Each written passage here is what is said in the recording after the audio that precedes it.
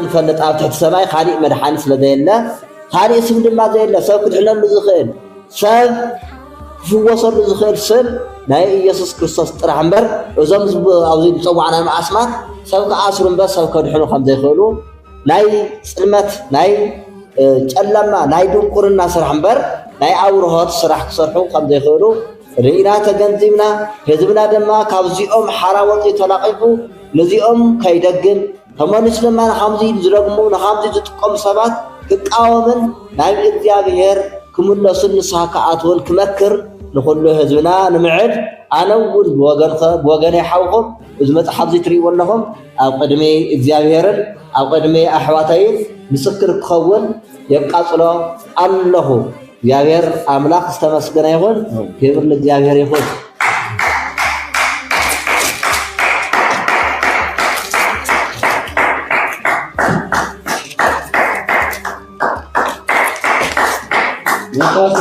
ما شيطان سلاح خوارج ما شيطان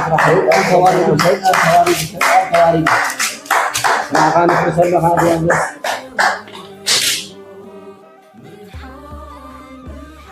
بس تمسرت قدسات حواريات أبوتاتنا أو حواريات سلاح معرف عصتة تشعة كاف تشعة جميل كعصتة تشعة جميل زل قال تمسرتنا زوم نايد جرتي نايد قرامة حفتي بشيم أملاكنا نقاتل لنا جابر أملاك سمسكنا يقول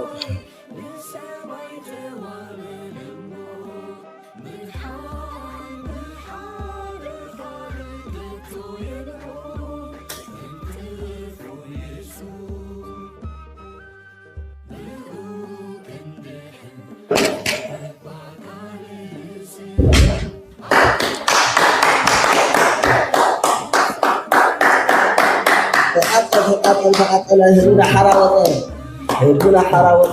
حراوة بزي تقاتل بزمنا تستوعب زلها عدا تمرتي ويدم حدا مستوعل بي مكنياتو زمز حافتنا كأصلهم زلنا حزبنا نعخازا سوريا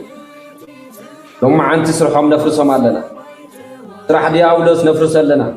سرح قولتي نفرس لنا سرح دفاتر نفرس لنا ስለዚህ ዋና ዓላማና እዚ በቪዲዮ ተገልጽና ዝገብሮ ዘለና እዚኦም ንኣኻ ዝኣሰሩኻ ምዃኖም ፈሊጥካን ተረዲኻን ህዝብና ተሓትገብር እዩ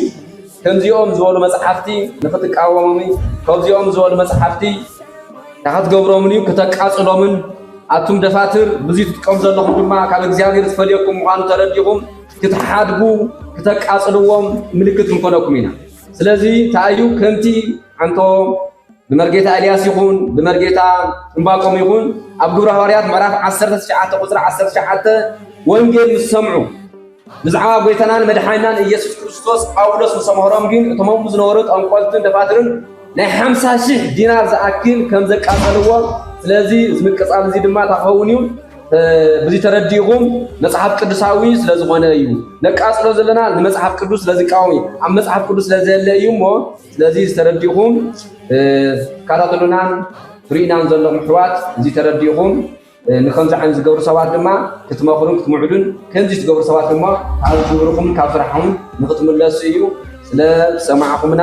ስለ ዝራእኹምና ድማ እዚ ናገበርኩም ድማ ብዙሓት ሕዋት እዚ ነገር ዝገብሩ ደግሞ ሓሳብና ነከታትል እንየል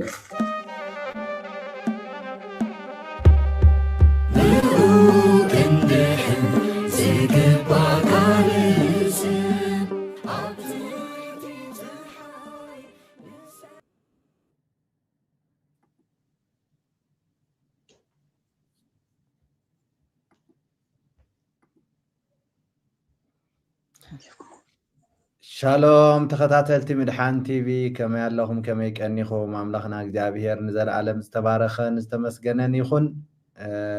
شالوم مرجيتا تولده ممهر تولده كما ياللهم كما يكأنيخم እግዚአብሔር ይመስገን ዳሓንየ እግዚአብሔር ይመስገን سلام بلوم نزم تعذبتنا سلام يبلكم الله كلخاتكم خبرات احوال ويتا يبارككم قعد حان مصاخم እግዚአብሔር ሎሚ بጣعمي زغرم ነገራት ክገብርዩ ጸሊና ከነጀምሪና አቦና እግዚአብሔር ነመስግነካ አሎና ጎይታ ተባረኽ ስለ መርጌታ ተወልደ ምስክርነት ነመስግነካ አሎና አቦና እግዚአብሔር ካብዚ ምስክርነት እዚ ተላዕለ ጎይታ ንብዙሓት ኣሕዋትና ምድሓን ክኸውን ምንጋፍ ክኸውን ጎይታ ካፍቲ ናይ ጥንቆላ ማእሰርቶም موسى كخون باسم يسوع صلينا لنا كله نخبر خايخون قويتا باسم يسوع كريستوس امين امين مرغيتا تولد انكع دحان مساخهم استي بمجمرتا استي مس نفسكم استي افالوطنا مرغيتا تولد من يوم اب ارثوذكس توحدو خنت عينت تمرتي تماهيركم تا عينت موياتات علوكم بخمي كعابيكم افتي أرثوذكس توحدو إذا تاتستي مجمرتا كتفالوتنا مس نفسكم استي الشي يقني لي ممر باولوس ناتي شمي تولى قبر هيوت يزبحال بوتنايتا بيت كريستيان أما ساسا دمو مرجيتا إيه زتولد كله بوتانا ولدي كهذا أبا أقسم كبابي جلا تباهيلو زفلت خابوي كشي قبره هوت لوته كابدي ويزرو أوت أشي كده توليده كمتي كله أما أساس أنا كلاتنا بقبره دي كنا زبال تمرتي وداسي مريم ملكة مريم ساعات قداسي من أمن زولو زياتهم بأقواه أو كأسئلة بدحريتي نقرات نسو درجي أو استفاد لك زي بسمانيان حموستنا عم تمرات أكبابي بحردي كنا تقبيلا مقلقالي ناب أو كوكوام تمرتبيتي عاتيه أو كوكوام تمرتبيت عاتيه دمو أو كوكوام خبر بعل ورح بعل مزمور زي أو تقراي تماهيره كأسئلة ناب ጎንደር 03 በአታ ማርያም ማለት ይናም እንዳይነ ታሄኖክ አቴ ከምን እንደገና ክለሳ አውቆቋምን ሓደ ናይ ዝማሬ መዋስእትን ዘሎ ቀጺለ በድሕርዚ ናብ ቅንየ ቤት ደሞ ደንቢያ እንዳ የነታ መንክር ግጨው ተቀንየ ወጽየ ማለት እዩ ቅርብ ዋው ስለዚህ ትዘለኒ ሞያ በትዲቁና قصيله او قوام زماري مواسط قنيه ازي تنم حدا مرغيتا زغبا تمرت تماهيره بوز تمرت زي ناغلغلكو صنيحه معناتي افتي بوتاي اوكي غرو بدحر زي حزب زغلغلل زلهو غزي ايتي حق زبحال ناي مصحف قدس حي زلهو شعو ايفلط نيره افتي قنيه بيت مسعاتو كن بوانانت ካፍቶም አባርእስቲ ተገሊጾም ዘለው ናይ ጥንቆላ ተዋርሶ ዝበሃሉ ታብኣቶም ሓደ ኣብቲ ቅኔ ቤት እንተለኹ እየ ኣብ ደንቢያ ተሓደ ናይ ጥንቆላ ናይ መናፍስት ተሰራራሕ ዝተዋረስ ኩሉ ማለት እዩ ኦኬ ከመይ ነይሩ እስቲ ቁሩብ ገይርኩም ግለጽልና እስቲ ኦኬ እዚ ጥንቆላ ዝበሃል ኣብ ሰለስተ ከፊሎ የ ጥንቆላ ጠቅላላ በሰለስተ መልክዑ ከፊለ ካፍቶም ሰለስተ ሓደ ግን መጀመርያ ክዝርዝር እንተለኹ እቲ ናተይ ኣብ ሰለስቲኦም ተዋረሶ ዝበልክዎት ንመጀመርያ ግዜ ዝተዋረስ ኩሉ ናይ ናሁ መላእክት ዝበሃል ኣስማት እዩ ኣብዚ تسمو زغرميو مالتين هو ملائكه كبحال كلوس ناي شيطان ايمسلن ايمسلن انا ونشعون بعلي اي تردئن انه ملائكه كبحال انتايد انا ملائكه تمثل نايتهم قدسات منافست دخون كوينو زبل نيروني جن بفلوت بجلسي رخصات منافست خمس غون شعو تناغيرن فليطيه بدحري بوزي الناس راح قصانيحه بزرزر حدا بحدا مساعته وقلطيفو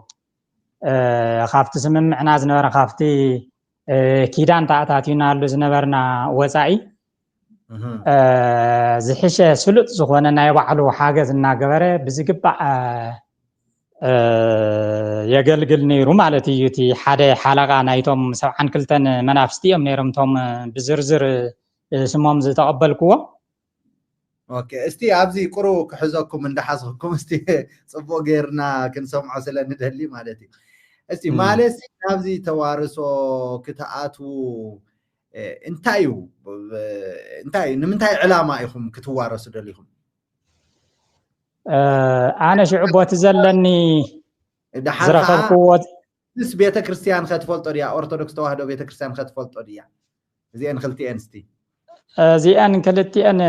ኣነ ድልየተይ ዝነበረ ነዚ ነገር እዚ ተዋሪሰ ምስ ኣጋንንቲ ክሰርሕ ዝገበረኒ መርጌታ ዘበለ ብትዕቢት ተነፊሑ ዝተዋጣጠረ ስለ ዝኾነ ኩሉ ሰብ ንክፈርሐንና ብኦ ኣቢለ ሓደ ሓደ ነገር ብምሽያጥ መናባብረይ ብኣግባቡ ብገንዘብ ክመርሕ ስፍሕ ዝበለ ገንዘብ ክረክብ ኢለ ዝገበርክዎ እዩ። ገርም እሺ እቲ ካልኣይ ቤተ ክርስቲያን ኦርቶዶክስ እዚ ትፈልጦ ድያ ዝብል እወ ትፈልጦ እያ እታ ቤተ ክርስቲያን ግን ሓቂ ንምዝራብ ግዴታ እዚ ክትመሃርዎ ኣለኩም ኢላ ኣይተምህርን እያ ተማሂሩ ንዝመፀ ድማ ኣይትኽልክልን እያ። ግን ትፈልጦ እያ ግን ኣይትኽልክልን ትፈልጦ እያ ኣይትኽልክልን። ኣብኡ ዘለው ኣገልገልቲ ዳርጋ መብዛሕትኦም ቶም ሊቃውንቲ ዝበሃሉ ኣብ ጅቡኡ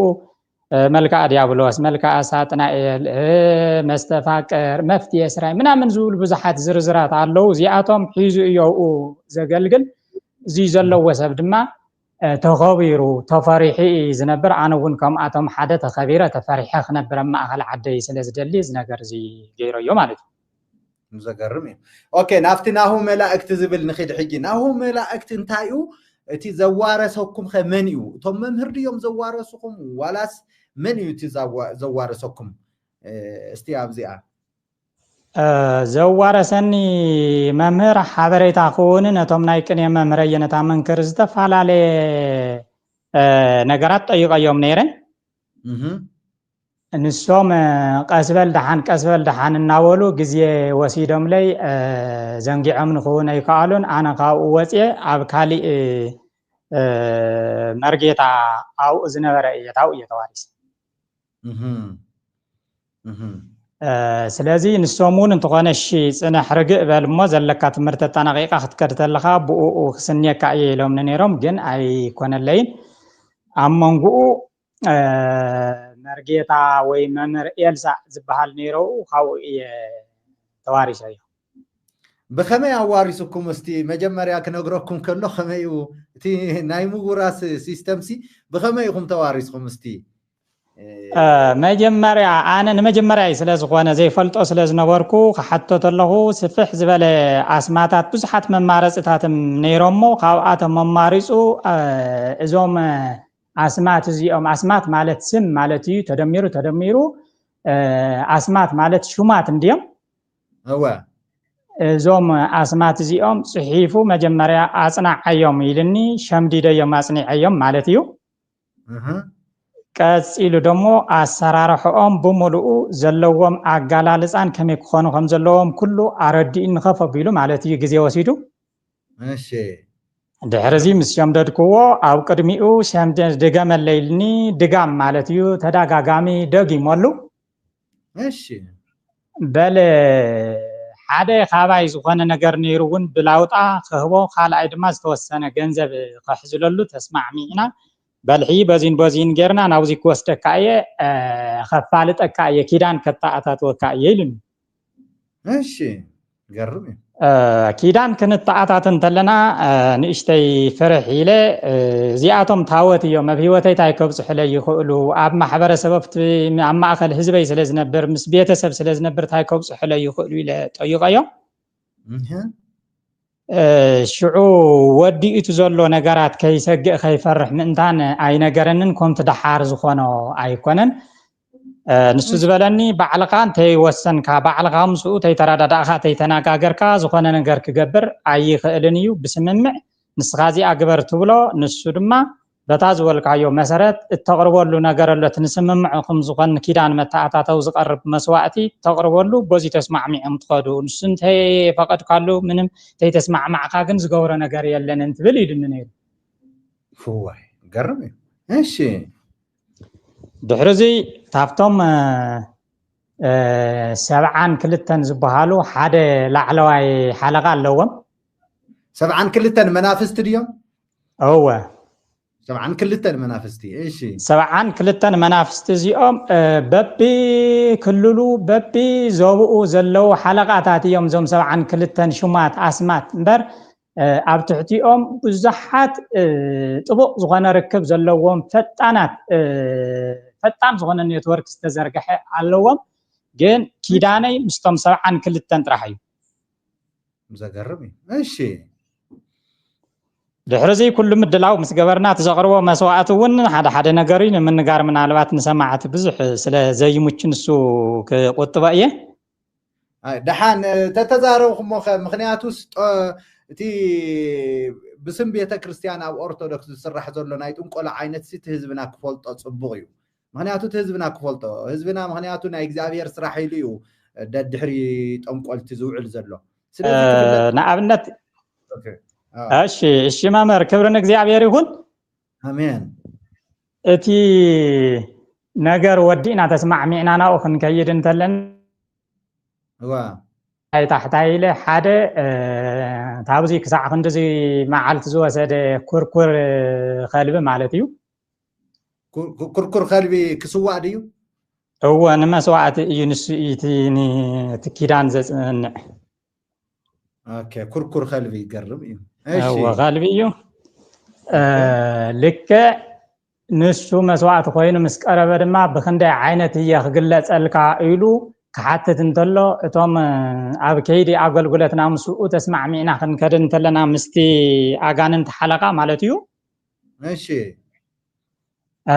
بخنده عينت كم زغلص ممارص نيرو انتنا عسى 10 خلت ممارص هيبنتهم 10 خلت خغلص اللهم زلو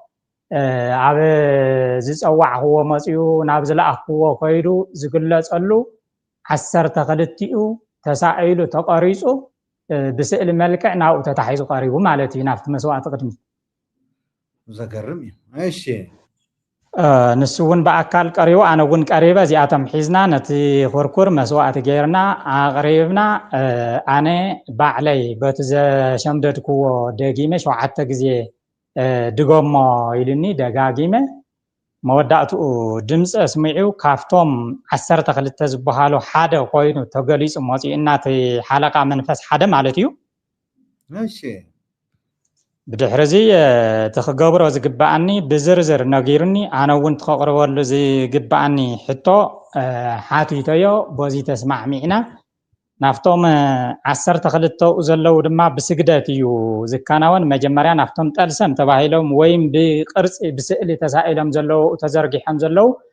تمسواعت حسكا بمسغاد يجمر ناو انا ون سجيده مالتي زغرمي ماشي بدحرزي اتكيدان كافتوم سلستيوم زتوارس كلهم حدا رابع عون قدي حيزه يزنوركو زي مسحاب قدسان زبحال ايتطقم كل نمبر نيرو نصنيعي خابزيوم 4 يوم تزغرمكم حزبنا وانا عنكار كفلطلي زلو افتكيدان كنسمع مع انتلنا مستراداد انا مستقرارنا فيت لفيتس وداسي ماريام كيتدغم تزلك ناي مهليت غداي اقوارصو نابيته كريستيان بيته مقدس كيتخيد اقداسي كيتقدسن كيتقدسن زبل نغرات اينوره زكرم استدقوم وازي استدقوم النازي مالتي ناتي حتى اندي نيرو ممر ناتي حتى سلازنور انا منالبات اب كيد خين باس زغونه نغر كيغود ان بزلت حتى ناتي اني احاتيتيو ايشي تحيزه يزصنا حقول ممد بيته كريستيان قدست سلازغونه او زلو قدسان بمولኦም قدس سفرانا قدسان زكولو بمولو سلازغونه ناو اندحر دا اتيه وينس غديفن خيخيد ويم دمو نسدي خقارص زلني انتاي خغبرلني لبعلي زحاتتكو وداسي مريم مدغام قداسي مقداس اماهلت تطويل كمحدار አቤተ ክርስቲያን ዘለው አገልግሎታት ብሙሉኦም ተም ዘገልግሎም ዝነበርኩ ንኸገልግል እንታይ ጻባ ይኸውን ይልሕቶ ቅሪበሉ ማለት እዩ እሺ ገርም በፍጹም ነዚ ነገራት እዚ ኣይኽልከል እንታትኽልከል ሓንቲ እያ ብሰለስቲኦም ተዋርሶስ ዝገርመኩም ሓንቲ እያ ንሳ ድማ እንታይ ትብል እያ ጲላጦስ ያለው አበይ ይሰምዓ ኣለኹ ጲላጦስ ኢየሱስ ክርስቶስ ኣይገረፎን ኣይሰቀሎን ኣይሞተን ኣይተዋረደን ኣይተስአን ስለዚ ዓለም ኣብ እያ ዘላ ኣይደሓነትን ትብል ቃል ብኣፍካ ኣውፂኢኻ ኪዳን እቶ ኢሉን ዋው ዋው ዋው ዋው ዋው ዘገርም እዩ እስቲ ድገሙልና ፕሊስ በቃ አነሲ ገሪም እንለው ሓቂ ካብ ተዋረስቲ ብሙሉኦም ተዋረስቲ በኣስማት ብናይ ዲያብሎስ ኣሰራርሓ ብመልክዕ ሳጥናኤል መልክዕ ዲያብሎስ ወዘተ ዝውሉ ዝተዋረሰ ዘበረ ብሙሉእ እቲ ናይ ውርሻ ኪዳን ኣስማቶም ብዙሕ ክኸውን ይኽእል ውሕዳት ክኾኑ ይኽእሉ ቶም ማሕበር ናይ እቲ እትዋረሶ ጉጅለ ናይ ኣጋንንት እምበር ኣብ መዋረሲኦም እቲ ኪዳን ሓደ እዩ ብዘይካ ደም እውን ኪዳን ዝበሃል ነገር የለን ኩሉ ክዋረስ ዝመፅእ መስዋዕቲ ሒዙ ደም ናይ ዝተፈላለዩ ክሳዕ ናይ ሰብ ደም ናይ ህፃናት ተይተረፈ ሒዙ ክቐርብ ይጥየቕ እዩ ቀፂሉ ደሞ ነዚ ኢየሱስ ክርስቶስ ብጲላጦስ ኣይተገረፈን ኣይተሰቐለን ኣይሞተን ኣይተንስአን ዓረገን እዚ ነገር እዚ ኩሉ ኣይኮነን ኢልካ ብኣፍካ ኣውጀለ እዩ ዝብል ገርም እቲ ቅዳሴ እቲ ውዳሴ ማርያም ግን ፀገም የለን እቲ ማህሌት ታንስ ዝደልያ ዘሎ ሓንቲ ንሳ ዋው የለን የለን የለን የለን የለን ፀገም የለን ኣብኡ ሒዝካ ምቅዳስ ይከኣል እዩ ምግልጋል በቲ ዘለካ ብሙሉእ ምግልጋል ይከኣል እዩ ምንም ችግር የብሉን ካሊእ ዝኽልክሎ ነገር የለን ሓንቲ ዝኽልከላ ንሱ ንዓይ እውን ሕቶ ዝኾነኒ ሽዑ ብጲላጦስ ኣይተገረፈን ኣይሞተን ኣይተንስአን ዓለም ኣብኣ እያ ዘላ ዓለመይ ደሓነትን ንሱ እውን ንመነድሒኑ መድሃኒ ዓለም ክበሃል እዚኣ ታዋና ናይ ዓንካር ሰብ ክድሕነላ ዝኽእልን ሰማይን ምድርን ዝተዓረቁላ ሰብ ተመሊሱ ቦት ናይ ኣዳም ምክንያት ዝወደቆ ተመሊሱ ናብኣ ዝኣትወላ መንገዲ ዓፂዋ ነዚኣ እዩ ዝቃወም ንሱ ዘገርም እሺ እዚ ባሊልን እዚ እውን እንትኾነ ብዙሕ ኣፍልጦ ኣነ መጽሓፍ ቅዱስ ምንም ገንፂለ መጽሓፍ ቅዱስ ታይ ምዃኑ ስለ ዘይፈልጦ ዝነበርኩ ካሊእ እቲ ትምህርቲ ናይ ያሬዳዊ እንተዘይኮይኑ ስለ መጽሓፍ ቅዱስ ስለ ናይ ዓለም ምድሓን ዝፈልጦ ነገርን ብዝርዝር ኣይነበረን ስለ ዝኾነ ድማ ኣነ ነዚ ምንም ኣይተማታእኹን እሺ ኢለ ኩሉ እቲ ዝተኣዘዝክዎ ገይረ ብድሕሪኡ ሰፊሕ ዝኾነ ኣገልግሎት ተውጊሁ ከገልግለኒ ዝኣዘዝክዎ ዘበለ ብሙሉእ ክሰርሕ ምዃኑ ፍቃደኛ ኮይኑ እዚ ባህ ኢልዎ ተገሊፁ ኣብ መወዳእታ ብ12 በቶም ተዛኢሎም ዘለው ብተመን ብዒፍ በዛ ግዝፍ ዝበለተላ ጉጓዕ ትበሃል ከምኡ ብኸልቢ ዝመሳሰሉ ብ12 በቶም ተሳኢሎም ዘለው ሒዘዮም ዝኸድኩ ብኣቶም ተገሊፁ ሓደ ብሓደ ኣማሪፀ ቦት ዝምችወን ክእዝዞ በዚ ተስማዕሚና ኪዳን ተኣታቲና ተፈላለና ማለት እዩ ዘገርም እዩ ንስኹም ከ እንታይ እንታይ ክገብሩ ኣለኹም ኢኹም ሓቲትኩሞ ጠቅላላ ኣብዚ ውርሻ እዚ ዝበሃል ኣነ ዝኣዘዝክዎ ንሱ ዝኽእሎ ዘበለ ብሙሉእ ቅተል እንተይለየ ይቐትል ንፋስ ኮይንካ ገልብጦ እንተይለየ ይገልብጥ ሓዊ ውሩድ እንተይለየ ሓዊ የቃፅል ብዝተፈላለየ በቃ ዘለዎ ናይ ሰይጣን ክፍኣቱ ዝተሸፈነ ኣይኮነን ክፍኣቱ ዘሎ ብሙሉኡ ዓቕሙ ፀንቂቑ ይሰርሕ ዘገርም እዩ ዘገርም እዩ ስለዚ ካብቶም ናሁ መላእክት ዝበሃሉ ሓደ ድዩሱ ሓለቃ እዩ ካብቶም ናሁ መላእክት ዝበሃሉ ዘለዉ ሽሙ ናይቲ ማሕበር ይመስለኒ እዚ ብዝበለፀ ግን ዝርዝር ናይ 72 ነውኦ ኣሎ ንመጀመርያ ግዜ እዚ ተገሊፁ እቲ ዋና ሓለቃ ዝበሃል እዩ ኣብ ካልኦት እዚ ተዋሪስኩም ውዳሴ ማርያም ክትደግሙ ከለኹም ማህሌት ክትቆሙ ከለኹም ቅዳሴ ገለ ኩሉ ምእታው ይከኣል እዩ ፀገም የለን ይካል ይጸገም የለን እዚ ነገር እዚ ዝገበር ኩሉ ብተስዓ ዓመተ ምህረት ነይሩ ብድሕሪኡ ንሱ ጥራሕ ሒዘ ካልእ ተስማት እናለቃቀምኩ እናፀሓፍኩ ብዙሕ ምቹው ኣይኮነን ንሳቶም ስር ወዲ ስር እናቋዓትካ ስለ ዝኾኑ ብዙሕ ኣይደለኽዎምን ዝተወሰኑ ግን ነይሮምን ምስኣቶም ከምኡ እናገበርኩ እናሰራሕኩ ኣብ ኣገልግሎተይ ክሳዕ እቲ ካልኣይ ውርሻ ዝዋረስ ናይ 2006 ንሱ ጥራሕ ሒዘ እናሰራሕኩ እናገልገልኩ ቤተክርስትያነይ ፀኒሐ እየ ቤተክርስትያን ክተገልግሉ ፀገም የለን የለን ፀገም የለን ነው ዋላ ቅዳሴ ተኣቱ ኣጋጣም ኮይኑ ቅዳሴ ኣነ ተነገራት ንሱ ምስ ጀመርኩዎ ንክልተ ነገር ሪኤ ገዲፎዮ ንክልተ ነገር እቲ ሓደ ኣብ መቃብር ዘለው ከእገሌ ከኣየር እገሌ ከዱር እገሌ ከመቃብር ዝብል ነገር ምስ ረኸብኩ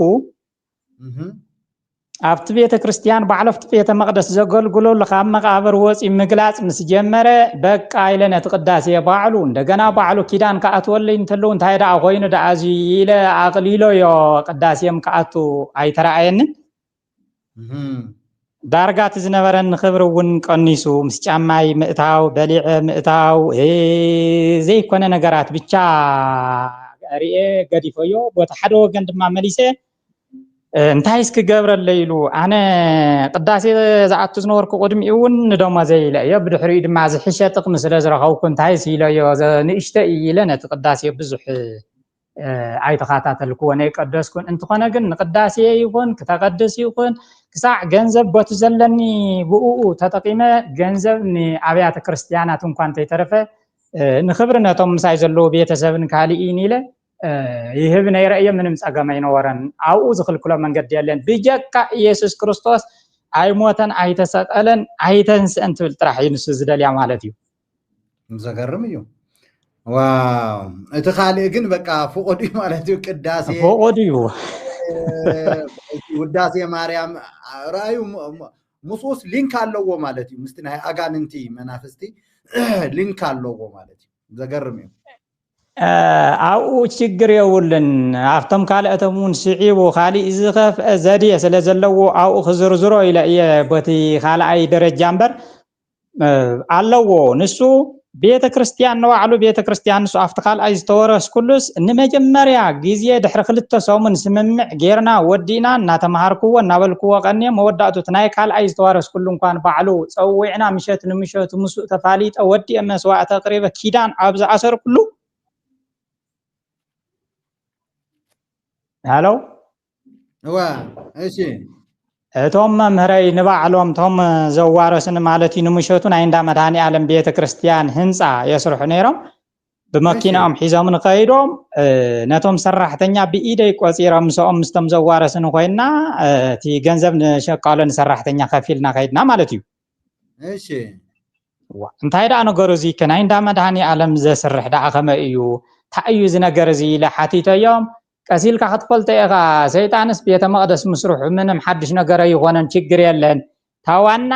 እታ ዝነገርኩ ከዓ እያ ኣብኣ እውን ኢየሱስ ክርስቶስ ኣይሞተን ኣይተሰቐለም ዓለም ኣብኣ ዘላ ዝደሓነ ሰብ የለን እዚኣ ጥራሕ እያ ኢሎም ደጊሞማ ብድሕሪኡ ሰይጣን ምንም ችግር የብሉን ኣብ መቃብር ብምሉኡ መቃብር ኣብ መቃብር ዝነብሩ ዶ እኒአው ንኣብነት ንእሽተይ ንሰማዕትና ግልፂ ክኾነሎም ንመጽሓፍ ቅዱስ ዘንበውን ዘየንበውን ምእንታን ኣብ ማርቆስ ምዕራፍ 5 ዘሎ እቲ ጎይታ ኢየሱስ ክርስቶስ መኒኻ መን ስምካ ዝበሎ ኣበይ ዲ ዝነብር ነይሩ ያ ኣብ መቃብር እወ ኣብ መቃብር ዝነብር ነይሩ እዚ ድማ መልአከ ሞት ዝበሃል ካብኣቶም ሓደ ብኡኡ ዝመርሕ ኣብ መቃብር ጥራሕ ዝነብር ኣብኡ ኮይኑ ከዓ ዘካናውን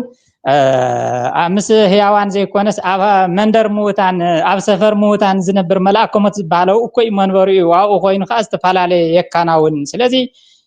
ቤተ መቅደስ ማለት ዋላ እኳ ተዘይተቃወምክዎ እቲ ህዝብና ንስርዓተ ኣምልኾ ንፀሎት ንዝተፈላለየ ከካናውን እኳ ተተኣከበ ግን ንሱ ንሰይጣን ተቃውሞ ክኾኖ ኣይኽእልን ንመናፍስቲ ምንም ዘፀግሞም ኣይኮነን እቲ መልክዕ ዲያብሎስ ንመልክዕ ሳጥናኤል ዝተፈላለየ ኣስማትን ተሸኪሙ ዝኒሄ ባዕለበይ ዲ ዝኒሄ زقرمي واو زقرمي مرقيتها بحقي كالي مزي أتحاحزكم كتقلصوا زداليسي نعابنت خستو إلى سمو ما في السوشيال ميديا مزراب قروي خفدنا يوجين كافتم باباسات ولا أنا زفلتم الله زتوارثوا مالتي كافتم باباسات أو نقلي زبهالو مالتي بحق نفلتم أجاننتي زتوارثوا حجزي أمسي كمي تريو مالت حدا ناي بيت كريستيان مرحيه ناي እግዚአብሔር አገልጋሊ ዝብል ሰብ ከመይ አጋንንቲ ይዋረስ አጋንንቲ ተዋርስ ካኸ ከመይ ቤተ እምነት እዚ ናብ እግዚአብሔር ዘብጽሕ እምነት ኢልካ ክትሰብ ኮሉስ ከመይ ትብዓት ትረክብ ብዛዕባ እዚ እስቲ ገለቦልና እቶም ጳጳሳት ካፍቶም አገልገልቲሲ ንክዋረሱ ሓቲቶምኩም ከይፈልጡ ዶ ዝተዋረሱ ከትፈልጡ ዶ ንስኩም ከ ካልኦት ከ አለው ምንም ንሱ ንዓአቶም ከቢድ አይኮነን መጽሐፍ ቅዱስ አንቢው በአግባቡ ንዝ መርመረ ሰብ ይዝኸብዶ እምበር መጽሐፍ ቅዱስ ንዘነበበ ሰብ እዚ አይኸውዶን ንኣብነት ሽሞን ብግልጽ እንታይ ሽም ተዘይበልክዎ ግን ክልተ ይፈልጥ እቶም ሓደ ንዕኡ ደልዮም መጺኦምኒ ላዕለዋይ ጳጳስ አይኮነን ግን ኣብ ትሕቲ ጳጳስ ኮይኖም ዝሰርሑ ላዕለዋይ ዝኾነ መጸውዕ ናይታ ቤተ ክርስቲያን ዝዓበ ስም ዘለዎም እዩ ሃበኒ ተዘይተዋረስኩ እኳ ብደረቕ ኣስማት ክሰርሕ ሃበኒ ኢሎም መጺኦም ነይሮም እሺ ለኣነውን ሕዋቶም ኣብ ኣሜሪካን 4 ሕዋቶም ኣለውዎም ብርክት ዝበለ ገንዘብ ክረክብ እየ ኢሎምን ምስኦም ተስማዕሚዕና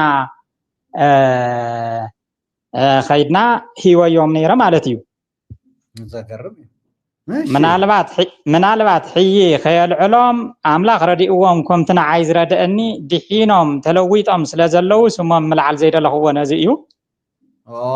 ኦኬ ገረም ምናልባት ባዕሎም ቀሪቦም ነዚ ዕድል እዚ ረኺቦም ድሞ ክምስክሩ ተስፋ ይገብር ገረም ካልእ ነዞም ኣብ ካልኣይ ግዜ ዘዋረሱኒ ኣየር ጴጥሮስ ዝበሃል ዘዋረሱኒ መምህረይ ግን ከመይ እዩ ኢለ ኣጋጣም ሓቲተዮም ነይረ ሽልማት ኣቡነ ጳውሎስ ዘበርከትልኩምና ኣዚ ጠቅላይ ሚኒስተር መለስ ሰይሙኩም ዝኒሄስ ብኸመይ እዩ ይኣምኑሉ ድዮም ነይሮም ኮይኖም ወይ ምስ ታባኹም ዝኾነ ጥቕሚ ታብኡታት ድዮም ደልዮም ከመይ ኢለ ንመምህረይ ሓቲተዮም ነይረ ማለት እዩ ንኣብነት ኣቡነ ጳውሎስ ዝደልይዎ ዝተፈላለየ ታባይ ዝወስድዎ ኣሎ ብዓመት ድማ መጺኦም የባራትዑን እዮም 50,000 ሂቦምኒ ሓጊዞምኒ ነቲ ዘሎ ስራሕ እውን ብኢትዮጵያ ቅድሚት ገይሮም ኣፋሊጦም ለእዮም ካብኡ ነቲ ዝኒሄኒ ድማ ኣቶ መለስ ድማ ከምኡ ኢሉ መጺኡ ኣብቲ ዝተኻየደ ውድድር ብዝብል እዮም ዝበሉን ንሶም ኣፈቲኑ ዘለኒ ሞያ ምስ ረኣዮ 200,000 ጥረ ገንዘብ ታዝነይቶ ናይ እግሪ መኪና እቲ ሽጉጥ ዘሎ ተውቅና ድማ ዶክተር ዝብል ሊቀ ሊቃውንት ዝብል ኣብቲ ፍቃደይ ተለጢፉ ዘሎ ማለት እዩ እዚ ከም ዘበርከትሎምን ብደንቢ ይከታተልዎም ከም ዝኾነን ጥቡቅ ዝኾነ ርክብ ከም ዘለዎምን ነጊሮምን ነይሮም ዝኾነ ጽሑፍ እውን ኣርዮም ነይሮም ዋው ዘገርም እዩ እሺ ናፍቲ ናይ መናፈስቲ ውርሻን መለስስቲ ናውስቲ ወድኡልና እስቲ ማለት ምስተዋረስኩም ከመይ ዝነበረኩም ምስቲ ሕብረተሰብ ምስቲ ናይ ኦርቶዶክስ ህዝቢ ከመይ ትገዝእዎ ነይርኩም ነቲ ህዝቢ ከመይ ይእዘዘኩም ነይሩ ዋላቶም ኣገልገልቲ ኣቕሽሽቲ ከይተረፉ ንኣብነት ኣፍዝዝ ኣደንዝዝ ዝበሃል ኣሎ እቶም መናፍስቲ ክትዋረሱ ከለኹምሲ ከመይ ነቲ ሰብ ከመይ ገይሩ የግዝአልኩም ነይሩ ኣብኡ ከምዚ ሕጂ ዘለናዮ ኣይኮነን ጽቡቕ ዝኾነ ግዜ ኩሉ ሰብ ይፈትወና ካብ ላዕለዎት ካብ ጳጳሳት ጀሚሩ ክሳዕቶም ዲያቆናት ወለድና ዝኣኽሉ ኣቕሽቲ እንተስ ብፍርሓት እንተስ ብኣኽብሮት ኣይንፈልጥን ኣብ ዝኣተናዮ ማህልየት ተቐቢሎም ኣብ ቀብሪ ተይተረፈ ወለድና ዝኣኽሉ ዓበይቲ ጽላል ተሸኪሞምልና ይውዕሉ ነይሮም ዓብይ ዝኾነ ስፍራ ዓብይ ዝኾነ ጥቕሚ ነይሩና ኣነ እግረ መገደይ ናይ ንግዲ ትካልም ነይርኒ ብኡ ኣጣራቂመ ዝኸፈትኩዎ ማለት እዩ ኣብዚ ናይ ንግዲ ትካለይ ብመንግስቲ ሰራሕተኛ እንኳን ኣብ ፋይናንስ ከይደ ኣነ እቲ ተሚንኩምዎ ዝኒኹም ግብሪ ቀንስዎ እንተዘይኮይኑ ግን بملو اندحر خفالي لكم تجدد نقينكم أنا ون كقنسكم يزبل برؤي عبيرهم كيدا فراري حيوم نيري زقرم أشي بتغكل دما قنسهم أما زاك جابيت كون كيدا ناو نفراري حيوم أو أمون كقنسكم تلا قنسوا إليهم قنسهم أستقاقيلهم قريب لكم دي حي خامي لهم حاتيتومني شجر يلن بإله بتزل تسمع معه حنت قابعتهم جن يذكريه دحري عامت كاب كللنا حدا لحلواي بعد سلطان مواسيو محبرنا قادو بملؤهم أكيو انت الزراربنا انتلو كمزيز مسألة سبنيه بزح خفعات زلو نفرارح الحقي زقنه نعيب بيري موسي مزاج جابيت تزيق انشكي خطنسك ايلو فاينانس بو تفرارحهم كم زقنسلو نغيرني بمفررح بقلبت زنبرنيه الى اب جمجمه على العلاقه نيرا ماشي اون انت قاني تي نغادا مولو وتاكيو زنبره خدكني دايت داليني نمنتا اكو انت قاني زلخي نوزي كمي غيرك تقوليو ادب جبري نمنتا يلو حزبي يفرح سلاز نبره باغواو افراري حما بدحريو بغلي يقرتا طيقا باغواو تخابيرنا مسمانم منግስት ሰራሕተኛ ይኹን ናይ ሕግ መዋቅር ይኹን ኣብ ዓዲ ዘሎ ነባሪ ምስ ማሕበረሰብ ኣተ خبيرنا ተፈሪሕና በሰላም ኢና ነበር ዝነበርና ዋው ዘገርም እዩ በሐቂ زجرم يو دعم زجرم نجاريو بذي إجرام جدو نعملت قاليهم سبات عمد ربي كنور دل خائنا ندابلو يفرار حيهم تي عمد ربي خميت جلس هو بذي إجرام جدو مخنياتو عمد ربي قاليهم خاكم رعو كلو نايتسب أي فرزر كيسرح نايتسب أي انتنو كيسرح زجور له مخنيات زبلاش له مخنيات عرلو እንደገና ናይት መርዓቲ እንገራና በሐሰኻ እቲ ስዋድዩ እቲ ዝስተ ነገር ከዓ ናብ ደም ዝቕይሩሉ ኩነታት ኣሎ እዚ ምስቲ ናይ መናፍስቲ ውርሻ ኣሰራርሓ ዝተተሓሓዘ ድዩ ከመይ ትገልጽዎ እዚ እታ ኣብ ሓርከ መርዓዊ ክምርዖ እንተለዉ ወይ ነታ መርዓት ንሓዲኦም ምቁላፍ ብኻሊእ ኣሰራርሓ እዩ ዋላ ጋንንታዊ መናፍስታዊ እንተኾነ ኣስማታዊ እንተኾነ ግን مسور الشازة تحاحز يقولون ما نم كشد يكون حي صحيفه يشرح يقلل يو اوكي انت تخالي خافتهم حي ممر باولوس تقاسكم وم جنا خم حاوي موراد كم زي اولو نفاس ملعال مس زتفالالي اخلماي مبلشاو كومتات زمساسولو جن مسور الشاي تحاحز مسور الشاي تحاحزن بقليلوس كسرحو زخولو يوم مالتي بقليلو كسرحو يقال يوم افتي ورشا سلستي ام زغدكوم كريان تلغو يغون يوم يشرح يوم نعمنت اسرارحهم ننا بعلم اللوهم زغون زوسخهم ننحد حدهم دما ببغزيو مسواعت تطياقيخا ازين تقريب كاغن يشرح يوم تقلالا عمد رب مالت بزح عينتات دينكا يو زلو ازيون انتخونه نايتي اير بيتروس زبحال بتلي على حدا على اقسم كتما عيدا هايله مريم قعيش زبحال صستام حدارن حلاف زنبره بعلو صحف ورقه تقاطم بعلو محتم غيرو زهاو اب ايديلو زي محبر مسقاقومنا ناي توماس ماتنياتات محبر قاقومنا بو خن كيدن تلنا ازوم ممرنا زغونه متنقاف مست محبر اقاطيمو زي صستا ممحدار مالتيو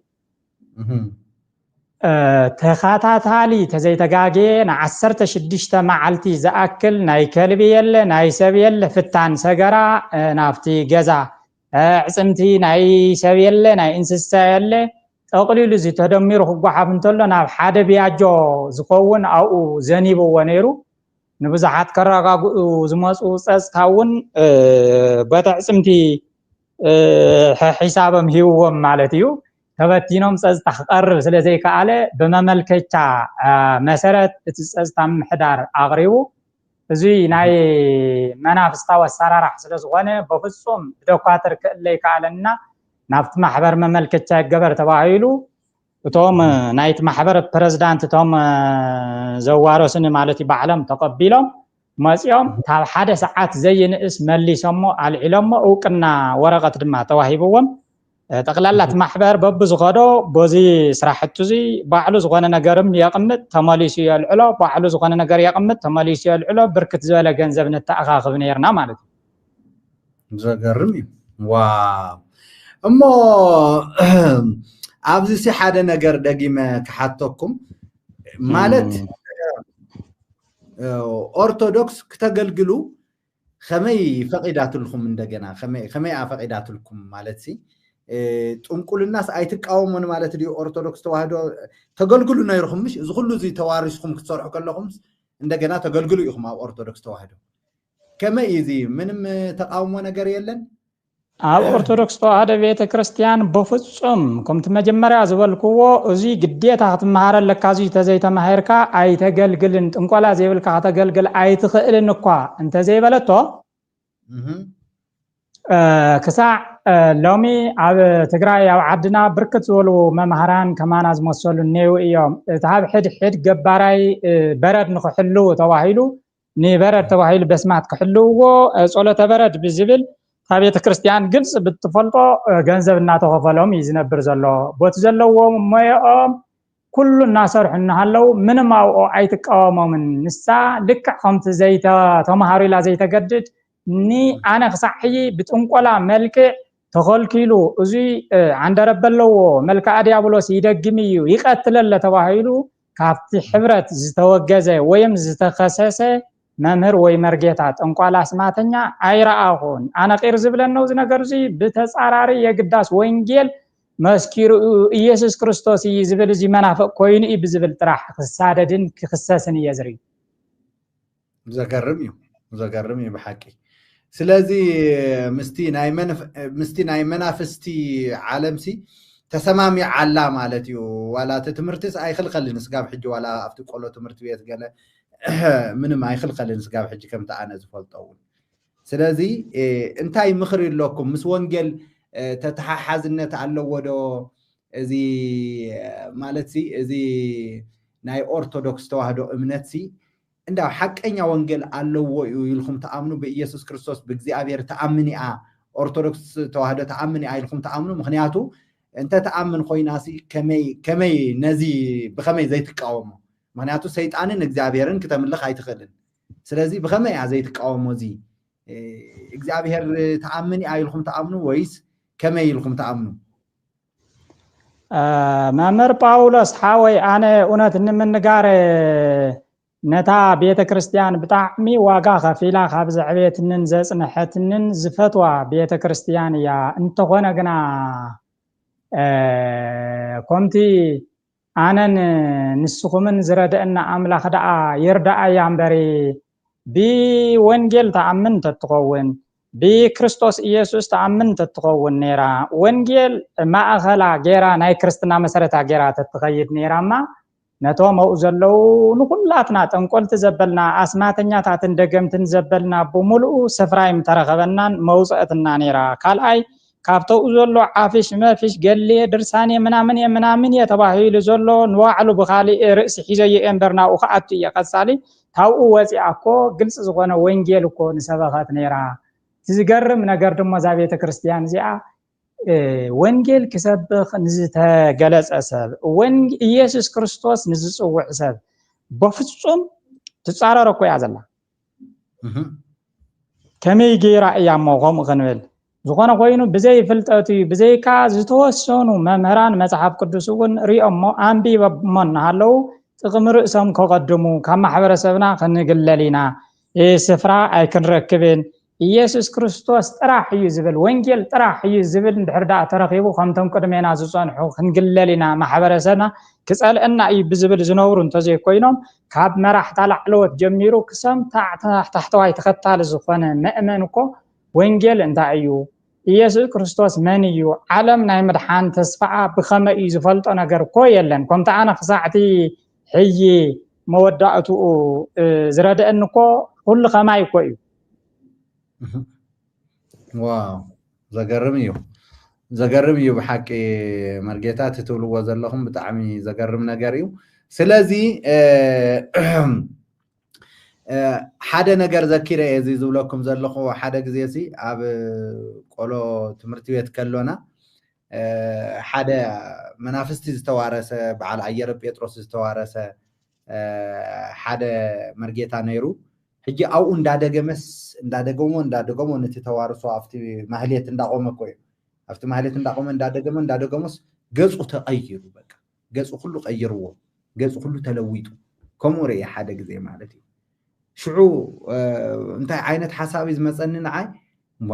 ازي اسي بيت كريستيان انت خويناسي سلمتاي ابزي اغاننتي ابزي كصوعن اغاننتي ابزي كدغمن اغاننت اسمات كل على سلمتاي تفقدالا خميدا ازي ناي እግዚአብሔር ቤት አይኮን እንዲዩ ዝብል حساب يمصنن نيرو شعو مالتي هجي ዛ ኦርቶዶክስ ተዋህዶ بحق ካብ እግዚአብሔር انت تخونسي أفت مجمرتا كفل زمن نا بإግዚአብሔር انديا تأمن نيرا جن حجي ملؤ بملؤ ناي أغاننتي يسرح كم زلو أو ملؤ بملؤ تي نا እግዚአብሔር أمنت كابتي نا እግዚአብሔር أمنت وصيعة كم زلا يزرعكم حجزي نابنتي نسخمسي أتم مراحتسي توارثو كم زلوكم يفلطخم نيروم ده ويس أيفلطخمن يفلطخم اليوم نيروم أيفلطخم دقي ما كحتكم بحكي يفولتو يوم نابنت كلهم تزيبولكو يفولتو يوم كافتوم افتي زوا زلو باباس جميرو توم مهرانس زي فلتني يلن زي يفولتو يوم انتو هنا زي فليتنا يلوم كم تعنتو بزولكو ايس عررون يقدانس اخبيرو تحتي يلوم يوم ابنيقوم يوم زقربو امبر ፍጹም ምጽራር ዝበሃል ነገር ሲ የለን ማለት እዩ የለን ነደጋሚ አስማተኛ ይትረፍዶ ተዋርሰለዎ ከምዚ ዝተባሃለ ንፈልጥናኮ አዚ ጥላወጊ አብኢዶም ሒዞም ብዙሓት ያአተወለው ብድሕሪኡ ተጠቋቂሙ ከይወገእኩም ከየጥፈአኩም ተባሂሉ ትስፍራ ኢኻ ትለቆል እምበር ዝቃወሞ ሰብ የለን ዘገርም ዋ ዝቃወሞ ሰብ የለም ምክንያቱ ስለዚህ ሰማማዖም ማለት እዩ ዘገርም እዩ በሐቂ ኦኬ ይስማዓማዖም እዩ ይሰማማዖም እዩ አፍቲ ኣብዛ ሓለፈ እኮ ሓደ ብጣዕሚ ምዞም ናይ ትግራይ ጳጳሳት ቁሩቡ ኣብቲ ሶሻል ሚዲያ ከይተረፈ ይተነኻኸፉ ፀኒሖም ምዞም ናይ ትግራይ ጳጳሳት ሓድሽ ሲኖዶስ ሕጂ እቶም ሓደ እንታይ ኢሎም ኣይንፈልጠኩም እንዲና በዓል ክስቶ ኣውነ ክስቶ ለይቲ ዕርቃንኩም ኣብቲ ሲኖዶስ ግቢ ምስ ኣጋንንቲ ክትጓዩ ክትሓድሩ ንፈልጥ ኢና እኮ ምስ ዝተዋረስኩም መናፍስቲ ክትጓዩ ክትሓድሩ ብፀሓይ ብጨረቃ ለይቲ ዕርቃንኩም ክትጓዩ ትሓድሩ ነይርኩም ንፈልጠኩም ኢና እኮ ተባሂሎም ብሓቂ ኣብኡ ሰበሶምሲ እቲ ዘሎ ናይ ጥንቆላ መናፍስቲ ውርሻ كمي كم زرحو يقلالو نيرم سبسومسي او تي غمنኦምሲ يوصو نيرم او نازغرم نغريو اوكي حجي نافتي ጎይታ كمي كم تقبلكم ناو نمصلو حسابينا ناوينا كناتو ناب ጎይታ ክትመጹሲ كمي كيلكم بحقي ካብዚ ናይ መናፍስቲ ውርሻ كمي ክትድሕኑ ክኢልኩም بحقي ነዚ ምክንያቱ ሓደ ፊመስ ይገብረኩም خالعي هافتلو زدلكم ገንዘብ ትረኽቡ هافتلو ሳልሳይ ከዓ ሰብ ሁሉ ፈሪሕኩም ይዝነብር ዝደለኩም ነገር እንዳገበርኩም ይኹም ትነብሩ ስለዚ ካብዚ ነገር ዚ ክትወጹ በቃ ጎይታ ተቀቢለ ነፍሰይ ከድሕን ክትብሉ ዝረድኦኩም እንታይ እዩ ናይ በሐቂ ብኸመይ ጎይታ ረዲእኩም ምስቲ ናብዚ ስትንምጻሞ በዚ ክንዛዝሞ ኢና تنايلومي أفتز متصمون خاء توم خالوت زي بس إحنا يوم بزوحات الله وزنقرخمني بحكي نهزبنا تمرت زخون نهزبنا مدحان زخون بزوح عينة مسكرنة إذا لكم جين إزي أستي ناي مود أتا نايلومي إزي أستي مسكرنا بخمي كابزي ناي منافس تورشا مخنياتو أنا يسمع نيرة عند حركي دانو محل أو أفريسخا وي أفخايت أمامك وي يسأل لك وي يقتلك وي بخونه سقمتي وصل يتمنفس زي بالنجار يسمعيه نيره أنا سلازي كمي غيركم كتملو تخيلكم كابز كمي غيركم كتوصو خيلكم كبرن እግዚአብሔር አምላክና ይሁን አሜን አነ ኮኾነ ኢለ ሓሲቦዮ ኣይፈልጥን ተስፋ ቆሪፀ ብዙሕ ነገር ኣይቅበለንን ኢለ ተዝተረፈን ግዜ ምስኡ ኣማዕቢለ ከነብር ኢለ ቤቶም ዘለው ሰለስቲኦም ውርሻ ወሲኸሉ ኣብ 2008 ዓመተ ምህረት ወሲኸሉ ካሊ ዓርከየሎ ሒዝን ኸይዱ በዚ ወሲኽና ክንብል ብጣዕሚ ተጻራሪ ነገር ኮይኑ ምስ መጀመርያ ዝተስማዕማዕኽዎ ዝነገርኩኹም መእተውዬ ተይፀዋዕኽዎ ከይመጽ ምሳይ ተይተራዳድአ ዝኾነ ነገር ከይገብር ነይሩ ዳሓር ግን እናመጸ ብዝሓለፍክዎ እናቀተለ እናቀሰፈ እናጥፈ ታፍቲ ዝተጸበኽዎ ባዕሉት መንፈስ ማለት እዩ ይህውኸን እሞ ታኢ እዚ ነገር እዚ ኢለ ተጫናኒቐ ክሳዕ ኣብ ውሽጢ ኣብ ቤተሰበይ እውን ንጓለይ እውን ብዝኾነ ነገር ቦት ዘበልክዎ ዝኣተኽዎ ኪዳን ተገሊጹ ኣብ ኣውነ ጓለይ እውን ሓደጋ ኣብፅሑ ነይሩ ገና እቲ ምስክርነት ኣብ ቀጻሊ እየ ብሰፊሑ ኣብ ማሕበረሰብ ከመይ ተሰራጭዮ ኣሎ ኣብ መምሃራን ከመይ ተሰራጭዮ ኣሎ ክምስክሮ ዝኽእልና ኣብዚ ምስ ሓየለኒ ኣነ እውን ብጣዕሚ ብብዙሕ ነገር እናተራመስኩ ይኸይድ ነይረ دحار أنا حدا ودي محبري كما مثلا تتحيزنا ناب أسرنا أتنا أو أسرون زغنا نجرجرنا خنوات إينايل نهرات إتنا أنتلنا بو قطتها خوانا لنا أي كألن أو أسروشتنا أتمو لكا أبت أسروشتنا حدا خمانا مليسوز مثلا مريحنا زعته وو مصحف قدس بيجن كانب تردي وضحكي دحار أنا بزور كاب كالي عبد تأثير اللزنوركو مسكرم عصرت حدا مزي ناوخسم أوخسم أتو مسولكو مسكرم إسران حدا دمو نايتا أبيت نسأت زل حانت بيت كريستيان ناي أورتودوكس خبابي حدش حين كلتا مئتن حزبي إزلوا بوزع حساب تخطال ناتا سلازقوان سرعات أملغوت في السمية بتاع عينتات مويا ونبوء بزتفعل عليه خمس نبرن سلاز فلتو أبسمن وشتي تقبلهم سرح مكاد نايتا بيت كريستيان مريض أمني كتابعت مريض خمرح مس جمركو نازل سبزين تايتو قيمة من نتي حق زترد مرجتا تنقلا خالي كله قدي فوس زي مصحف قدوس يزانب منافق كوين يسوع كريستوس ترى يزبل خالي يقولوننا نعو حدا نجر جبرلنا خسيسكا حدا نجر جورو نسبات يبالاشلو يلومني نعو بزي مفلاتي أنا سحيبة أخسيسة مسخا قريبة ني سيسان حدا معالتي عب ندعس ومستمن السجدات كعصو بشان شلتا أسيرو جيري أشجيرو يوم علتيو كأمس ود دحر سسان حدا معلت وصيو سلام يبلني بفقرنا تايدو لنزيك خمي غيرو داز كل بدي ليس كمي غيرو يله بچا بترطار قريبايو تايدا اي حزن كاندك خمي يله تطيقو اي بزي مفلاتكم يقوم منبر تفلطو دحاوكم اندي خمي مغوركم من انا يقرا غير لكم يه قدان نعون قرارب نوقع منبر انتبل بتحتنا يقربني انت والكو امو جيغا كويو تنخدو زلنا عركي كمزي كويلو مصحف قدوس كمزي يزبليلو تداغاغامي يمسكرلي اي امنكو ون ግን ክምርምሮ ናይ ምምርማር ባህሪያት አለን ንዝኾነ ነገር ይምርምርየ መጽሐፍ እንተራኽዎ ትሒዘየ ዝጸናሕውን መጽሐፍ ቅዱስን አፋላላይ ረኺቦሉ بدحرزي نعاء مسجلقوا أنبيبه أي تردأتن نعاء خستخاخليله خاب ندا مريم أفتي نداسيون وشتي لعل خلتهم يتعمد كيرا يزول وعرس رز بلت خالي أمسي أملي نعاء أون مليسة أجانازيبه سلستيو بتجرنيا بمحرنيا بجئز تجانازوكوا مستي